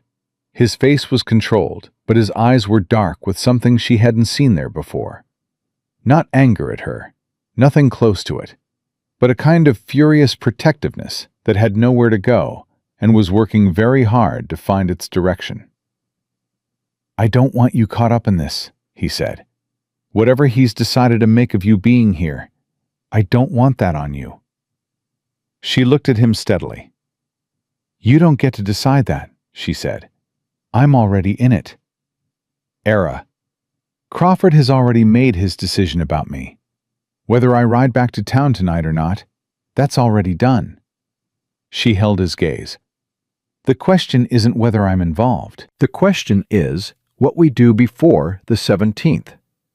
He looked at her for a long moment, the full weight of it, taking her measure, not in the way of doubting her, but in the way of a man making sure he understands exactly what he's standing with before he counts on it. 6 days, he said. 6 days, she confirmed. He was quiet. Then something in him settled. Not gave up, not gave in. Settled. The way a foundation settles. Solid and decided. "Then stay tonight," he said. "Martha Lee's room is empty. We need to go through the rest of those papers tonight and build the full record before Monday." She should have said no. She knew she should have said no. She thought about her room above the laundress's shop. She thought about Mrs. Crandall. She thought about Thomas Hale and the ring on the windowsill. and the word barren sitting in the back of a store like a verdict. She thought about Rosie's hand finding hers when the riders came. "All right," she said. She walked back to the porch and inside, and she was halfway through the door when she heard Ethan behind her. Quiet, deliberate, his voice carrying just to her. "For what it's worth," he said, "I'm glad you came back Sunday." She stopped in the doorway, didn't turn around. The warmth of it moved through her chest, simple and uncomplicated and entirely terrifying. "So am I," she said, and she went inside. She didn't sleep much. The room with the blue curtains was quiet and clean and entirely comfortable, and that was precisely the problem. It was too comfortable. The way a thing is too comfortable when you're not supposed to want it as much as you do. She lay on her back in the dark, listening to the house breathe around her, and thought about Crawford's man looking at her like she was already accounted for in someone else's ledger, and about Rosie's hand finding hers without hesitation, and about Ethan saying, "I'm glad you came back Sunday," in the voice he used when he meant every word and wasn't going to say it twice. She got up at 5. Martha Lee was already in the kitchen. Neither of them commented on this. "Coffee's hot," Martha Lee said. "Thank you," Era said. She sat down and wrapped both hands around the cup and looked at the stack of deed documents they'd worked through until past midnight. Organized now, flagged, the key language underlined in her father's notation style that she'd used without thinking and only noticed afterward. Martha Lee set a plate of biscuits on the table and sat down across from her. "You know what you're doing," Martha Lee said. Not a question. "With the land records, yes." "That's not what I meant." Era looked at her. Martha Lee held her gaze with the patient steadiness of a woman who has lived long enough to say true things plainly. "That man has not had anyone sit across his kitchen table and work beside him in 3 years," she said. "He's forgotten what it feels like. Watching him remember it. That's something." "Martha Lee, I know. You just came for the records." She picked up her coffee. "And Rosie just wants someone to hold the maps." Era said nothing. Martha Lee smiled at her cup. "Biscuit?" Ethan came in at 5:30 with the look of a man who hadn't slept either and wasn't going to mention it. He poured his coffee, sat down, looked at the organized documents on the table, and was quiet for a moment. "You did all this last night?" he said. "We did most of it together," Era said. "I finished the notation system after you went to bed." He looked at the papers for another moment. Then he looked at her. "The county seat is 14 miles, he said. "I want to leave by 7. Be there when the clerk's office opens, and get the filing done before Crawford's man has any reason to come looking." "That's smart," she said. "Will you come?" She hadn't expected that. "You want me to come?" "You know the language better than I do. If the clerk has questions about the 1869 survey notation, you'll see the answer in the documents faster than I will." He turned his cup on the table once, deliberate and even. "And I'd rather have you where I can see you than here if Crawford decides not to wait." The last part was said quietly, with no drama in it, just honest. She understood what he was really saying. Crawford had made her a variable in this equation. Having her present meant she wasn't unaccounted for. Having her present meant Crawford couldn't make a separate move on her that Ethan didn't know about until after. "All right," she said. 7 o'clock. He nodded, went back to his coffee. Martha Lee, at the stove, was exceptionally focused on the eggs. Caleb was awake before 6 and standing in the kitchen doorway with his hair combed and his boots on and an expression that made entirely clear he intended to be part of whatever was happening today. "No," Ethan said, before his son said a word. "I haven't asked anything." You don't need to. You're staying here with Martha Lee and your sister. Caleb looked at Era. It was becoming a pattern, that look, the silent appeal to the person he had decided was on his side of the table. He's right, Era said. Your job today is here. What's my job here? Making sure Martha Lee doesn't have to manage Rosie alone when Rosie figures out we've gone without her. Caleb absorbed the genuine gravity of this task. He looked at the kitchen door, then back at Era. That's going to be bad, he said. I know, she agreed, which is why I need you. He straightened slightly. The appeal to being needed had landed exactly where she'd aimed it. All right, he said, with the air of someone accepting a commission. But tell me everything when you get back. Everything, she said. He nodded once, satisfied, and went to pour himself water with the decisive movement of a person who has settled their morning. Ethan was looking at her over the rim of his coffee cup. What? She said. Nothing, he said, but the not quite a smile was there. They left at 7. The morning was already warm, the summer heat arriving early, the way it had been doing for weeks. And they rode side by side on the road to the county seat, with the easy silence between them that had become, somewhere in the last several days, simply the way they moved through space together. She had the documents in her saddlebag. He had his deed and his father's original survey in his coat. They were 6 miles out when he said, "Tell me about your father's work." She looked at him, slightly surprised by the direction of it. "You don't have to," he said. I'd like to know." Something in her chest loosened. She had talked about her father to very few people since he died. Thomas had listened politely, and then redirected, the way Thomas redirected most things that didn't relate directly to Thomas. "He loved it," she said. "That was the first thing about him. He genuinely loved it. He could look at a plat map and tell you the whole history of a piece of land before he ever set foot on it. Who owned it, who disputed it, where the water moved, which lines had been moved and why." She paused. "He used to say that land records are honest in a way that people usually aren't. Land doesn't lie about what it is." "He sounds like a man worth knowing," Ethan said. "He was." She steadied her voice. "He was the one who taught me that a woman with a useful skill is worth 10 women with a pretty face and no opinion." A beat. "Do you have a pretty face?" Ethan said. She turned to look at him sharply.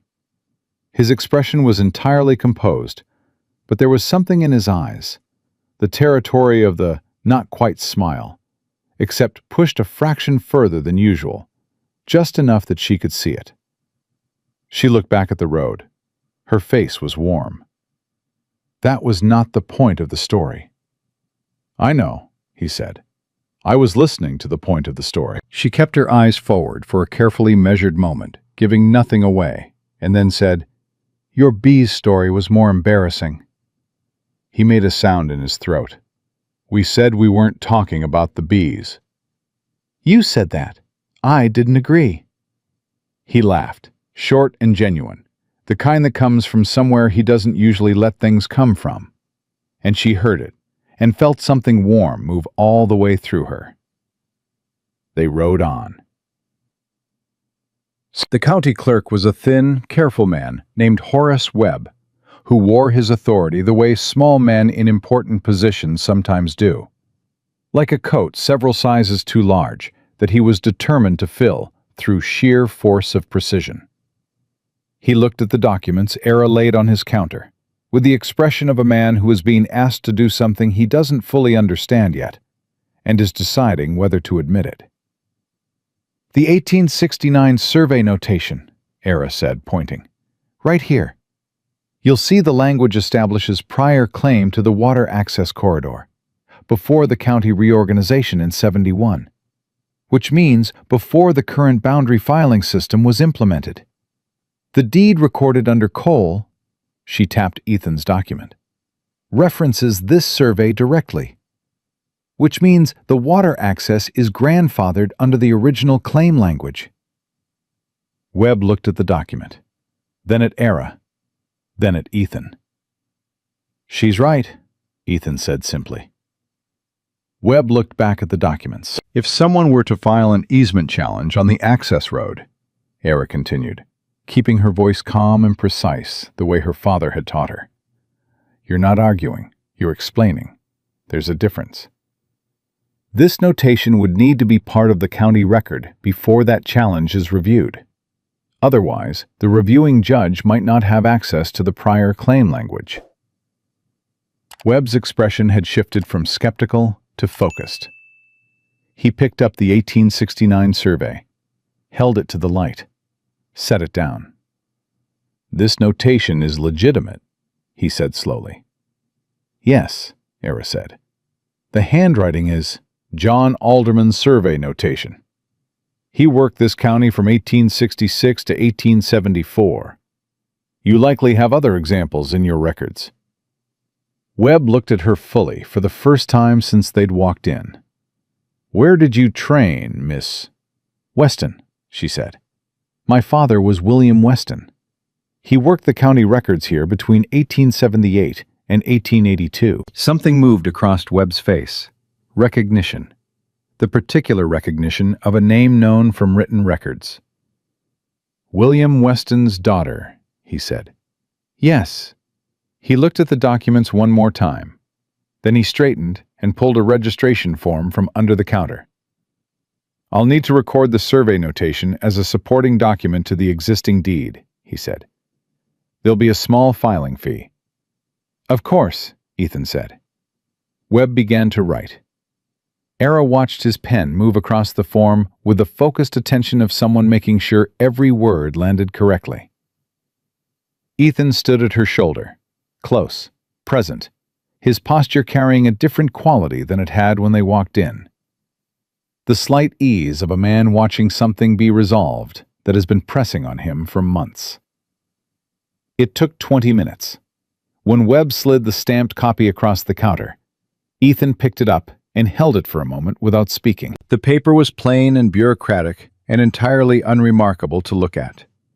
It was also the thing that Crawford could not now work around, without a fight he could not win quietly. He handed it to Era. "You should hold it," he said. "It's your land." "You found it," he said. "You hold it until we're home." She took it. They were back on the road before noon, and it was Ethan who broke the silence this time. "Crawford's going to find out today," he said. "By tonight," she agreed. "Webb will have mentioned it to someone by lunch.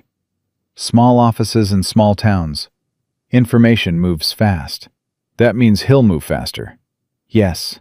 He won't come quietly next time." She looked at him sideways. "What do you think he'll do?" Ethan was quiet for a moment, working through it with the methodical honesty she had come to recognize as his default mode of thinking. He didn't speculate wildly. He followed the logic. "He'll look for another angle," Ethan said. "The land is harder to take now, but Crawford doesn't get to where he is by accepting one setback. He'll come at something else." A pause. "He'll come at you." The words dropped between them, plain and certain. "Me," she said. "He saw you here Sunday. He sent Garrett here yesterday knowing you were here." "He's not interested in you because you're incidental. He's interested in you because he's already decided you're the softer point." Ethan's voice was even, but the control in it was deliberate. "Crawford's the kind of man who goes for what a person cares about, rather than what they're defending." She understood what he was saying, underneath what he was saying. The thing he was acknowledging by saying it. She kept her voice level. "You think he'll approach me directly?" "I think he'll use the town to do it. He doesn't need to approach you himself. He just needs you to feel unwelcome enough, unprotected enough, that you step back. And if you step back, you're handling this alone again," she finished. "Yes." She thought about Mrs. Crandall, about Martha Crane on the porch saying, "Thomas Hale deserves a real wife," about the way an entire town could make a person feel like nothing without ever raising a voice. "He doesn't know me very well," she said. Ethan turned to look at her.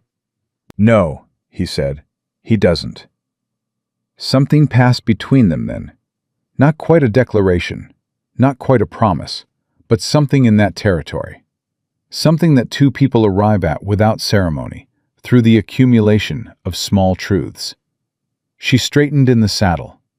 "Then let's get back," she said. They were a mile from the property when they saw Caleb.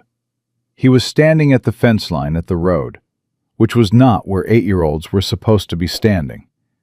And the expression on his face was the controlled version of something that was not controlled underneath.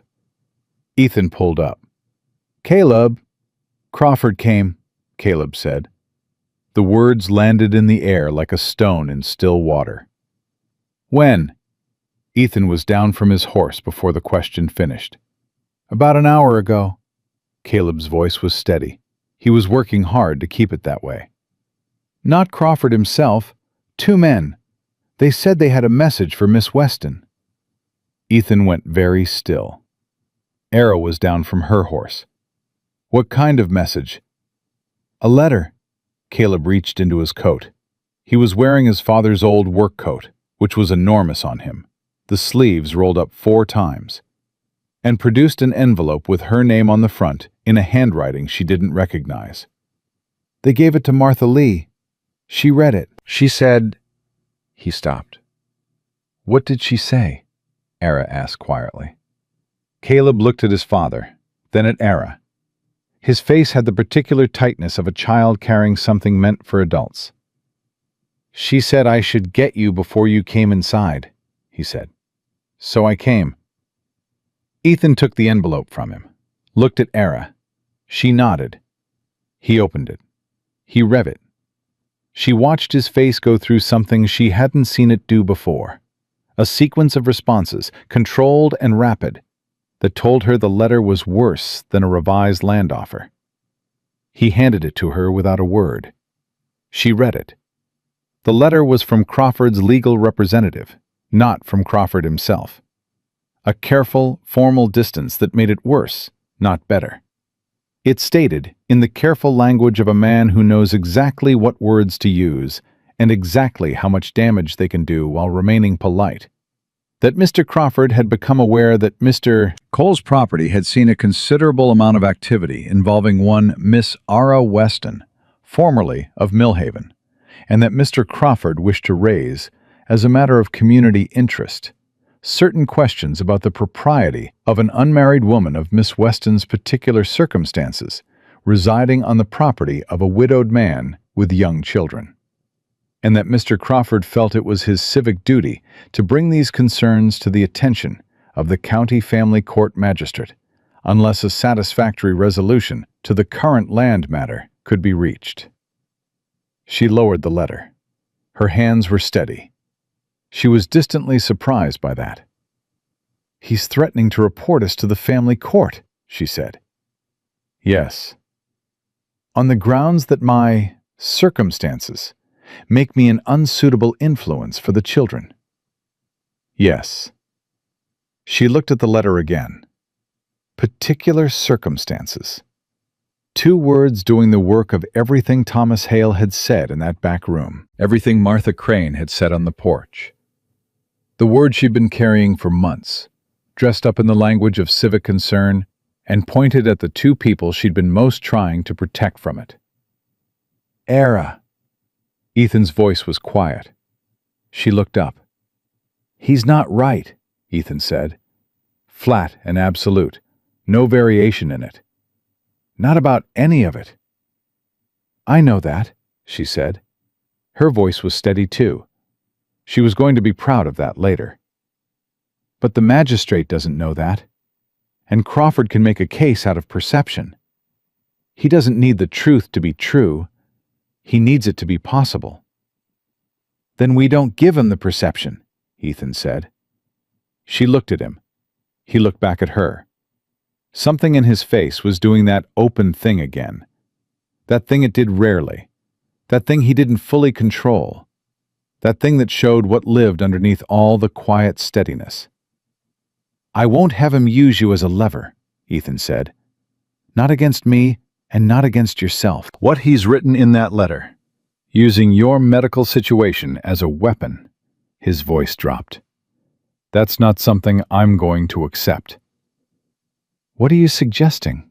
She asked. He was quiet for a moment. He looked at his son, standing there in the enormous coat, watching his father with that careful, patient face. Caleb, Ethan said, go on inside and tell Martha Lee we're back. Caleb looked at his father, at Ara, at the letter in her hand. Okay, he said. He went, but he walked slowly, and he looked back once. And Ara knew without question that Caleb Cole was going to hear everything that was said through whatever wall he positioned himself near. She waited. Ethan picked up the reins of both horses, handed her hers. They walked toward the yard together, and he spoke while walking, his eyes on the path, his voice low. I've been thinking since last night, he said. Before the letter. Before this morning, just thinking. She said nothing. Let him find it. This land is mine because my father built it, and I built it, he said. These children are mine. This house is mine. And for 3 years I've been fine, managing, getting through. He paused. And then you sat in the dirt under a cottonwood tree and said, I don't know where I'm going. And I stopped because something in me recognized that. She walked beside him. Her breathing had changed. I'm not good at this, he said. I want you to know that going in. I'm not good at words, and I'm better at doing things than saying them. So I'm going to say this once, and then I'm going to do it, and I'm not going to say it again because once ought to be enough. He stopped walking. She stopped. He turned and looked at her directly. Everything in his face, unguarded, unreserved, fully present. I don't want you to have a room in town, he said. I don't want Crawford to have any angle on you. And I don't want you riding 4 miles on a borrowed horse. I want you here. He held her gaze. I want you here because my children need you, and because this house needs you, and because He stopped. Something moved through his jaw. Because I haven't wanted anything for 3 years, and I want this. The world was very quiet. Ethan, she said, I know what the town will say. I know what Crawford will say. I know you've heard enough of what people say about what you are and what you aren't. His voice was controlled, but the edges of it were raw. I am asking you to pay no attention to any of it, and to marry me. The last 3 words came out plain and direct, and with the full weight of a man who has thought hard about what they mean, and means them without reservation. She looked at him. She thought about Thomas Hale, who had looked her in the eye and said she wasn't enough because of a thing she couldn't change. She thought about the ring on the windowsill. She thought about what she had believed love was supposed to look like, and how quietly, entirely, it had been dismantled and rebuilt into something she hadn't recognized until she was standing inside it. You're doing this to protect me from Crawford, she said. It wasn't an accusation. She needed to know. I'm doing this because Crawford gave me a reason to say out loud what I've been thinking since Saturday, he said. Those are 2 different things. She believed him. That was the thing about Ethan Cole. He didn't dress things up. He didn't reach for the graceful version. He said the thing true and let it stand on its own legs. He'd done it from the first minute on that wagon. From the moment he stopped and said, "You all right?" without looking directly at her, giving her the full choice. Always giving her the full choice. She thought about Rosie in her lap, with her hand patting Era's arm like she was confirming something that didn't need confirming. She thought about Caleb saying, "You could," with such plain, unself-conscious honesty. She thought about this house, and these children, and this kitchen table, and the deed document in her saddlebag, and the fact that for the first time in as long as she could remember, she knew exactly where she was going. "Yes," she said. He looked at her for a moment, as though checking that he'd heard correctly. "Yes," she said again, steadier. Something in his face shifted. Not quite a smile, something past that. Something that didn't need a name because his face was simply doing it, and there was nothing careful or contained about it. He reached out and took her hand, plain and direct and completely intentional, the way he did everything. His grip was warm, and his thumb moved once across her knuckles, and he didn't let go. "All right," he said. The back door of the house opened, and Rosie's voice came out like a bell, bright and rising and entirely not surprised. "Caleb, I told you!" From inside. "I didn't say anything. You knew! I inferred. Papa!" Ethan looked at the door, then back at Era. His face was the most open she had ever seen it. "We should go inside," he said. "We probably should," she agreed. He was still holding her hand. They walked to the door together, and when Rosie hit Era at full speed in the doorway, both arms out, face first, the full-body commitment of a 5-year-old with no ambivalence left in her at all, and said, "You're staying! You're staying! I knew you were staying!" Era held her tight and looked over her head at Ethan standing in the kitchen doorway with his children and his house and his careful, steady, unhurried face. And she thought, "This is where I was going, all along. This was exactly where I was going." Crawford's letter was still in her coat. There was still a fight ahead. She knew that. Crawford had not gotten to where he was by backing down from a filed deed notation. And a man who used words like particular circumstances in a legal letter did not run out of tools. The 17th was still 5 days away. There was still work to do. But she was here, and she was not alone. And for the first time since the morning she sat in the dirt in her good dress in the middle of Main Street, she was not afraid of what came next. She was ready for it.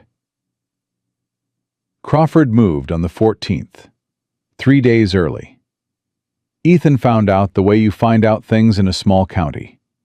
Not from an official notice, not from a legal document delivered to your door, but from Pete Granger riding out before breakfast with his hat in his hands and the expression of a man carrying information he wishes someone else had been asked to carry. "Webb told Aldrin," Pete said, standing in the yard while the morning was still cool. "Aldrin told his wife.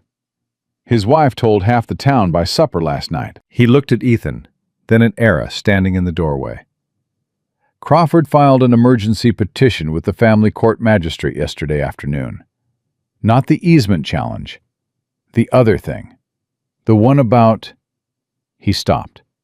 His eyes moved to Era again, awkward and sorry. "About the children's welfare." The yard was quiet for a moment. "He moved early because of the deed filing," Era said. "That's what people are saying." Pete turned his hat over in his hands. "The magistrate's name is Fowler. Crawford's had business with Fowler before. People say they're friendly." "People say a lot of things," Ethan said. "They do," Pete agreed. "But this time, I think they're right." Ethan looked at Era.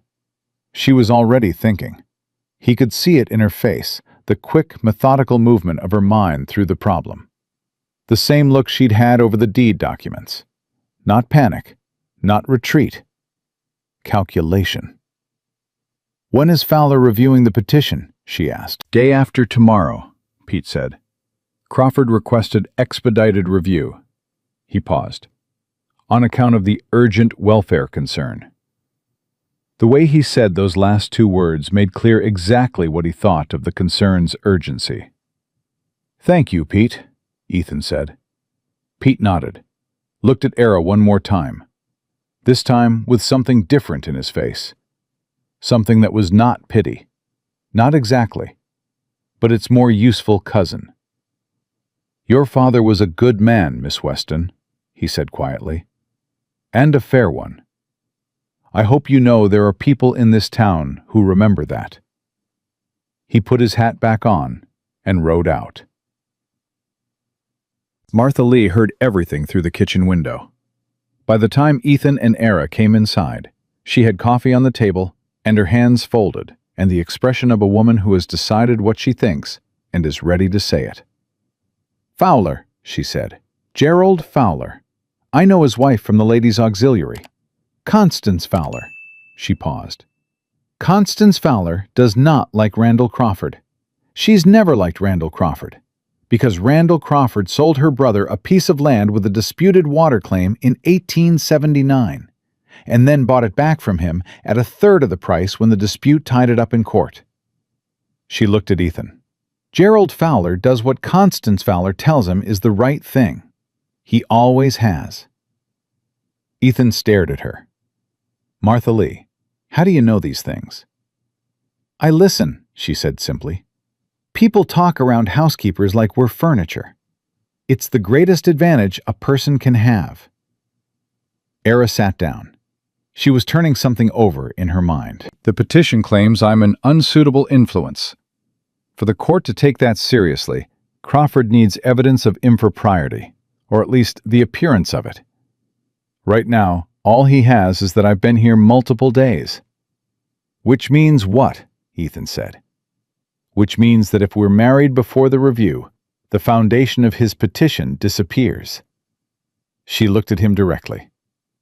"There's no impropriety to review if we're husband and wife." The kitchen held its breath. "The review is day after tomorrow," Ethan said. "I know." I know what it is," she said. "I'm not asking you to do anything you don't want to do. I'm telling you what it does to Crawford's case." He looked at her for a long moment. "You think I'm doing the math on whether I want to marry you?" "I think you should have more than 4 days to Ara." Her name, quiet and absolute. "I told you what I wanted yesterday. That hasn't changed because Crawford moved up his timeline." He sat down across from her. "The question is whether you want to do it this way, fast and practical, and not what most women—" "I have never in my life been what most women," she said. Something moved through his face. "No," he said. "You haven't." Martha Lee stood up from the table with the efficiency of a woman who has just received all the information she needs to organize the next 48 hours. "I'll send Caleb to fetch Reverend Mills this morning," she said. "He owes me a favor from the Christmas supper situation, and I intend to collect it." "What Christmas supper situation?" Ethan said. "Furniture, Ethan," Martha Lee said, already moving. "I'm furniture." Caleb took the news with the focused gravity of a person receiving a field commission. He sat at the kitchen table and listened while his father explained, plainly and without decoration, that he and Era were going to be married tomorrow. That this was happening quickly because of Crawford and the petition. And that Caleb was old enough to understand that sometimes the right thing and the fast thing were the same thing. Caleb was quiet through all of it. When Ethan finished, Caleb looked at Era. "Is this what you want?" he asked. Not accusing, just asking, the way he asked everything, directly, because he needed to know the answer was true. "Yes," she said. "Because of Crawford? Or because I want to," she said. "Crawford is a reason it's happening tomorrow. He's not the reason it's happening."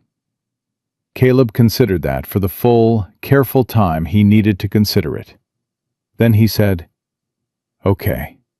And then, after a beat, "You should know I'm going to keep calling you Era." "I know," she said.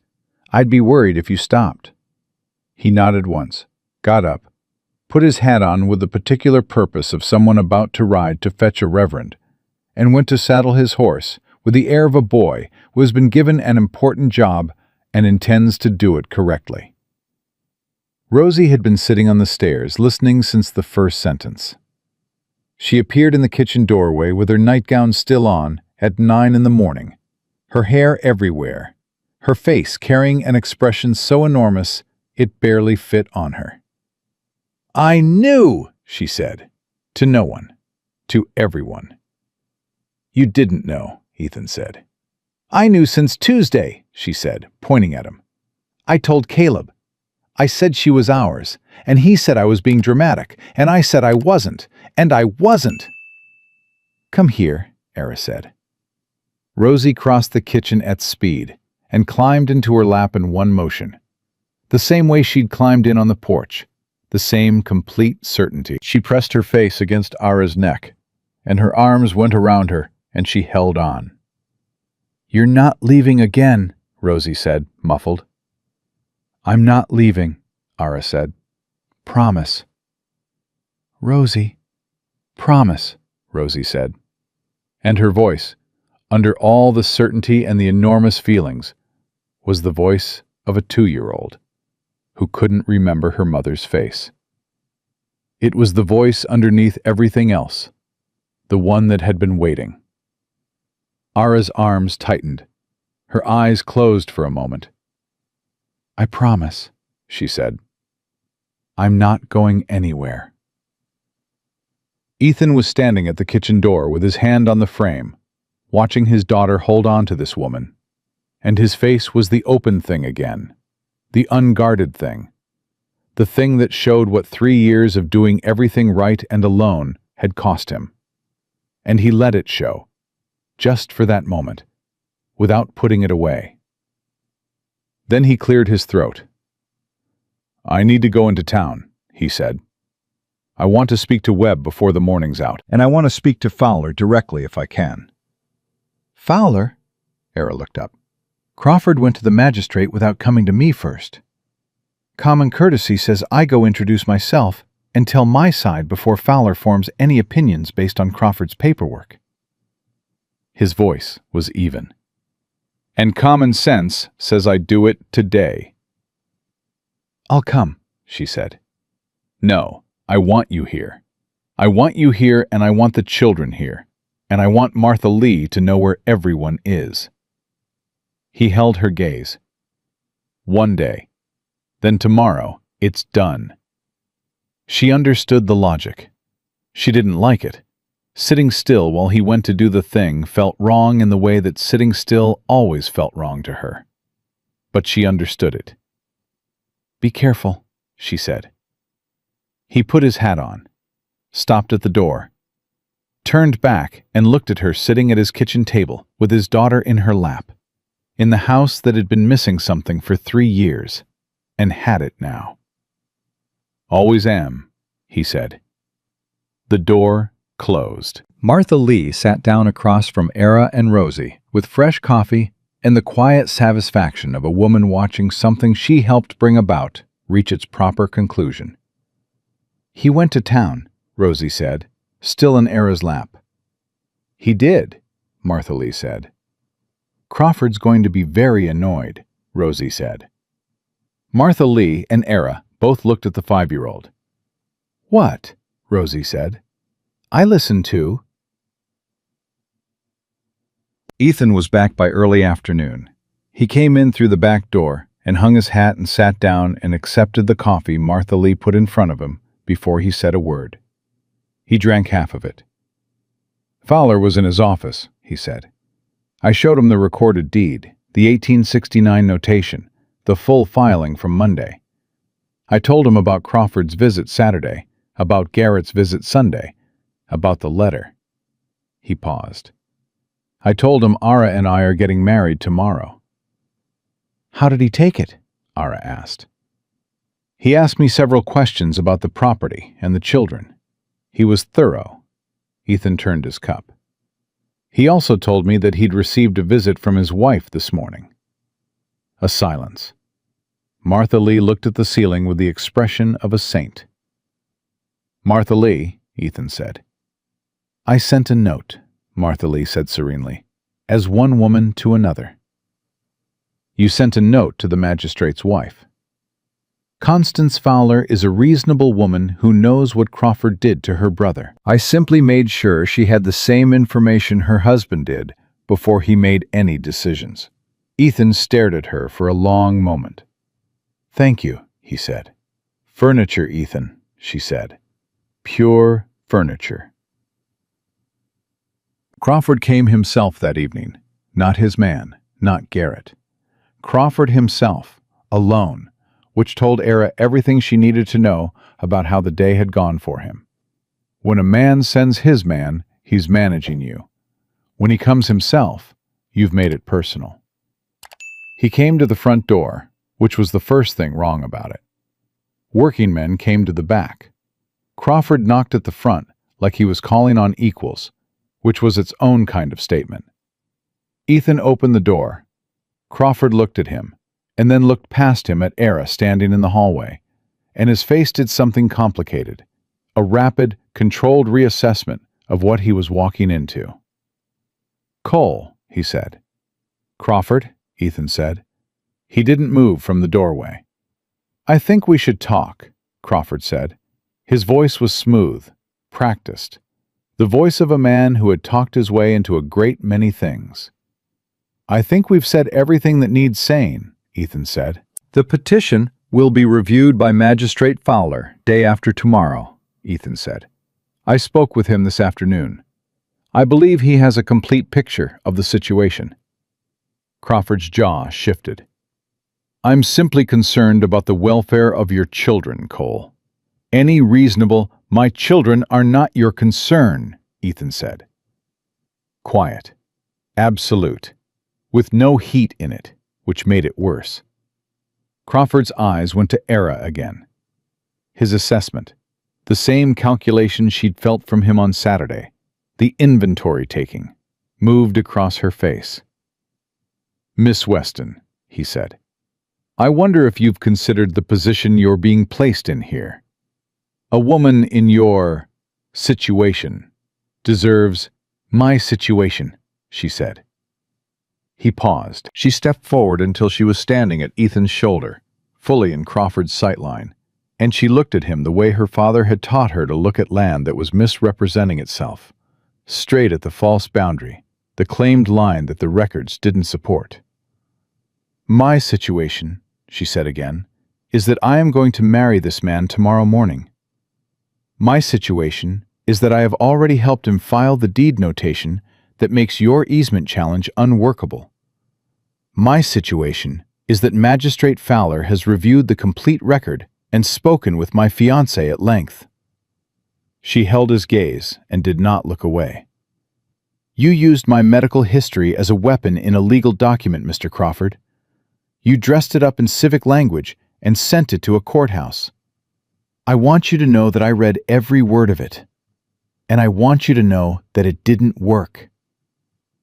Crawford's face had gone very still. Whatever you think my circumstances make me, she said, you've made a considerable miscalculation about what they make me into. So I'll say what Mr. Cole said to you on Saturday, and I'll only say it once. His land is not for sale. His children are not your concern, and I think you know the way back to town. The porch was silent. Crawford looked at her for a long moment, then at Ethan, then back at her. Something moved in his expression. Not respect, nothing so straightforward, but the particular recalibration of a man who has just understood that the thing he thought was the soft point is not soft. He put his hat on. I'll see you in Fowler's court, he said. You'll see him Tuesday, Ethan said. I won't be there. I'll be home with my wife and my children. Crawford turned and walked to his horse. He rode out without looking back. Era let out one slow breath. Ethan turned and looked at her. My wife, she said. Seemed like the right time to practice, he said. And there it was, the full thing. Not almost a smile, but actually a smile. Real and unhurried and entirely unguarded. The smile of a man who has been holding something back for a very long time and has stopped holding it. She looked at that smile and thought, there it is. There is what has been underneath all the patience and the steadiness and the careful quiet. There it is. Come inside, she said. Martha Lee made supper. He followed her in. Reverend Mills arrived the next morning at 9 o'clock with the air of a man who has been thoroughly briefed by a very efficient housekeeper and has therefore arrived with no questions requiring answers, only the presence and the words. It was nothing like the wedding Ara had imagined when she was younger. There was no church, no flowers, no women from the ladies' auxiliary pretending to be glad. There was the kitchen, because Martha Lee had decided the kitchen was where this family lived, and therefore where this should happen. There was morning light coming in the window.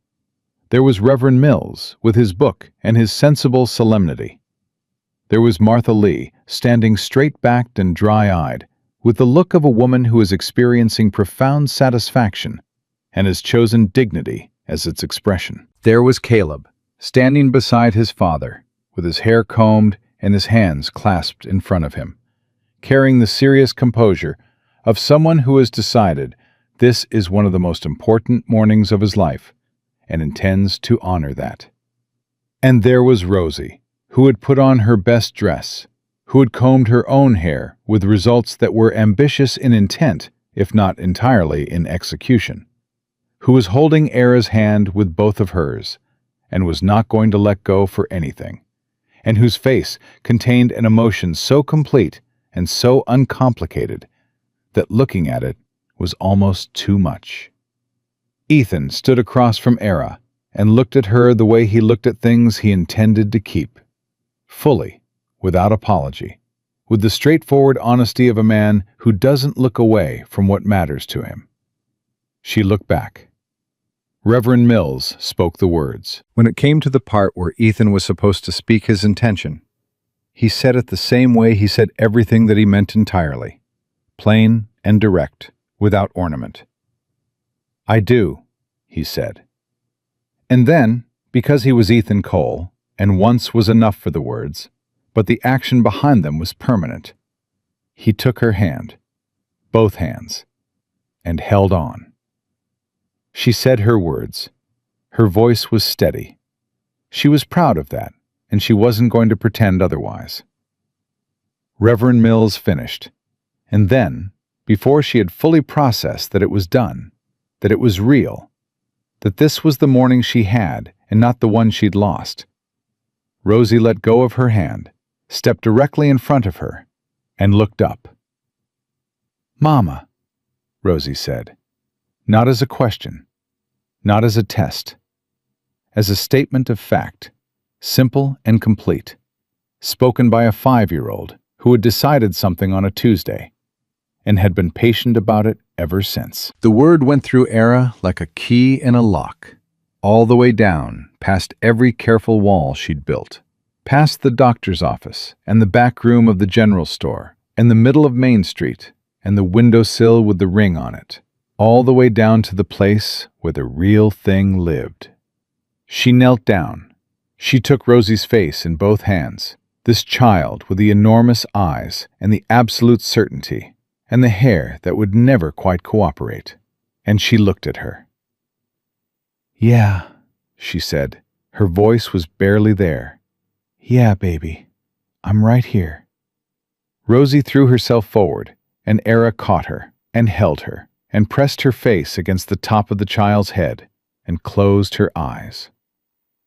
Caleb stood very still for a moment. Then he took one step and another, with the deliberate, considered movement of a boy making a decision he has thought about for a long time. And he put his arms around both of them, Era and his sister both, and held on with the quiet, fierce grip of a 9-year-old who does not give his trust lightly, and has given it now.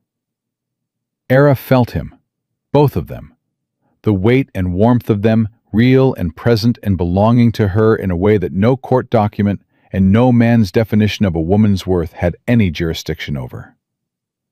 Ethan stood one step back and looked at the three of them. Martha Lee looked at Ethan. He looked back at her. "Don't," he said. His voice was rough. "I'm not," she said. Her voice wasn't entirely steady either. He crossed the distance and put his hand on Caleb's shoulder and his other arm around Era, and they stood there in the kitchen where the coffee was still hot and the morning was still early, and the Reverend was tactfully studying his book, and nobody said anything at all. Magistrate Fowler dismissed Crawford's petition on Tuesday morning. Pete Granger brought the news himself, riding out before noon with his hat on straight and his face carrying a satisfaction he wasn't trying to hide. Fowler ruled that the petition lacked substantive evidence of welfare concern and appeared to be filed in connection with a land dispute rather than genuine child welfare interest, Pete said, reading from a note. He lowered it. He also noted, for the record, that the children's father had remarried before the petition was reviewed, which rendered the primary assertion moot. "How did Crawford take it?" Ethan asked. Pete's expression said several things. He took it the way men take things when they've lost, and they know it, and they've decided the dignified response is to act like they haven't quite yet. He rode out of Fowler's court without speaking to anyone. "He'll try something else," Era said. "Maybe," Pete said. "But the deed's recorded, the petition's dismissed, and He looked at her, at the ring Ethan had placed on her finger that morning. Plain, working man gold, nothing like Thomas Hale's. Everything unlike Thomas Hale's. You're harder to go after now." "He went after me because he thought I was the soft point," she said. "He was wrong," Pete said simply. He tipped his hat and rode back toward town. That afternoon, while the children were occupied with Martha Lee and the house was quiet in the particular way of summer afternoons that have earned their rest, Ethan found Era on the porch. She was holding the windowsill ring, not wearing it, holding it. She'd taken it from her coat pocket, where she'd been carrying it without quite acknowledging why. She sat with it in her open palm, looking at it the way you look at something you've been ready to put down, but haven't found the right moment. Ethan sat down beside her. He looked at the ring, didn't comment. She closed her hand around it. "Thomas Hale told me I wasn't enough," she said. "I know that's not new information, but I keep thinking about the fact that he knew me for 8 months. He sat at his mother's table with me. He held my hand on Sunday walks. He told me about his plans. He knew me. And then the doctor told him one thing and I was not enough. Just like that." Ethan said nothing. He was listening. "I told myself it was about children," she said. "That it was about what I couldn't give him. But I think—" She stopped, worked through it. "I think what hurt worst wasn't that he didn't want me. It was that the thing he didn't want me for was something I had no say in. Something I didn't choose. Something that was just true about my body. The way things are just true about you." She looked at her closed fist. "Crawford used the same thing," she said. "Different language, dressed it up. But it was the same. Take the thing you didn't choose and make it a verdict on who you are." "It isn't," Ethan said. "I know that now." She looked at him. "You made me know that. Not by telling me, just by— You never once looked at me like it was a thing that mattered. Not from the first day." He met her eyes. "Because it isn't a thing that matters." To Thomas it was. "Thomas Hale is a fool," Ethan said, without any particular heat in it. Just a plainly stated conclusion. Something moved through her. A laugh that was also something else. Something warmer and deeper than a laugh. She opened her hand, looked at the ring one more time. Then she stood up, walked to the fence at the edge of the yard, and dropped it into the dry summer grass on the other side. She looked at it there. Then she turned around and didn't look at it again. Ethan was watching her from the porch with his steady, unhurried eyes and his entirely unguarded face. "Supper in an hour?" she asked. "Martha Lee's starting the beans," he said. She walked back to him. He stood up. She walked past him through the door into the kitchen, where the coffee was on and the children's voices were coming from down the hall, and the house was breathing the way a house breathes when it holds people who belong to each other. Behind her, she heard Ethan follow. She heard him close the door. She picked up a dish towel and started on the afternoon's dishes. And Rosie materialized at her elbow from nowhere, the way Rosie always materialized, climbing onto the step stool she'd claimed as her personal property and pressed against Era's side. "Mama," Rosie said, just using it, just saying it the way you say the word for a thing that is simply real. Era said, handing her a dish to dry. Rosie dried it with great seriousness, and Caleb came in and sat at the table with his chessboard, and Martha Lee moved through the kitchen with her particular efficient grace, and Ethan sat in the chair at the end of the table and drank his coffee and watched his family. His family, all of it his, not because he'd built it, not because it had been handed to him, but because he'd stopped on a road on a Tuesday when he didn't have to, and found the missing piece sitting in the dirt under a cottonwood tree with honest eyes and nowhere to go. And Era Weston, who had been told she was not enough, who had sat in the middle of Main Street in her best dress, who had carried a ring in her coat like penance for something she had never done wrong, was standing in her kitchen with her daughter at her elbow and her son at the table, and her husband watching her with the quiet certainty of a man who knows exactly what he has. She was enough. She had always been enough. She was home.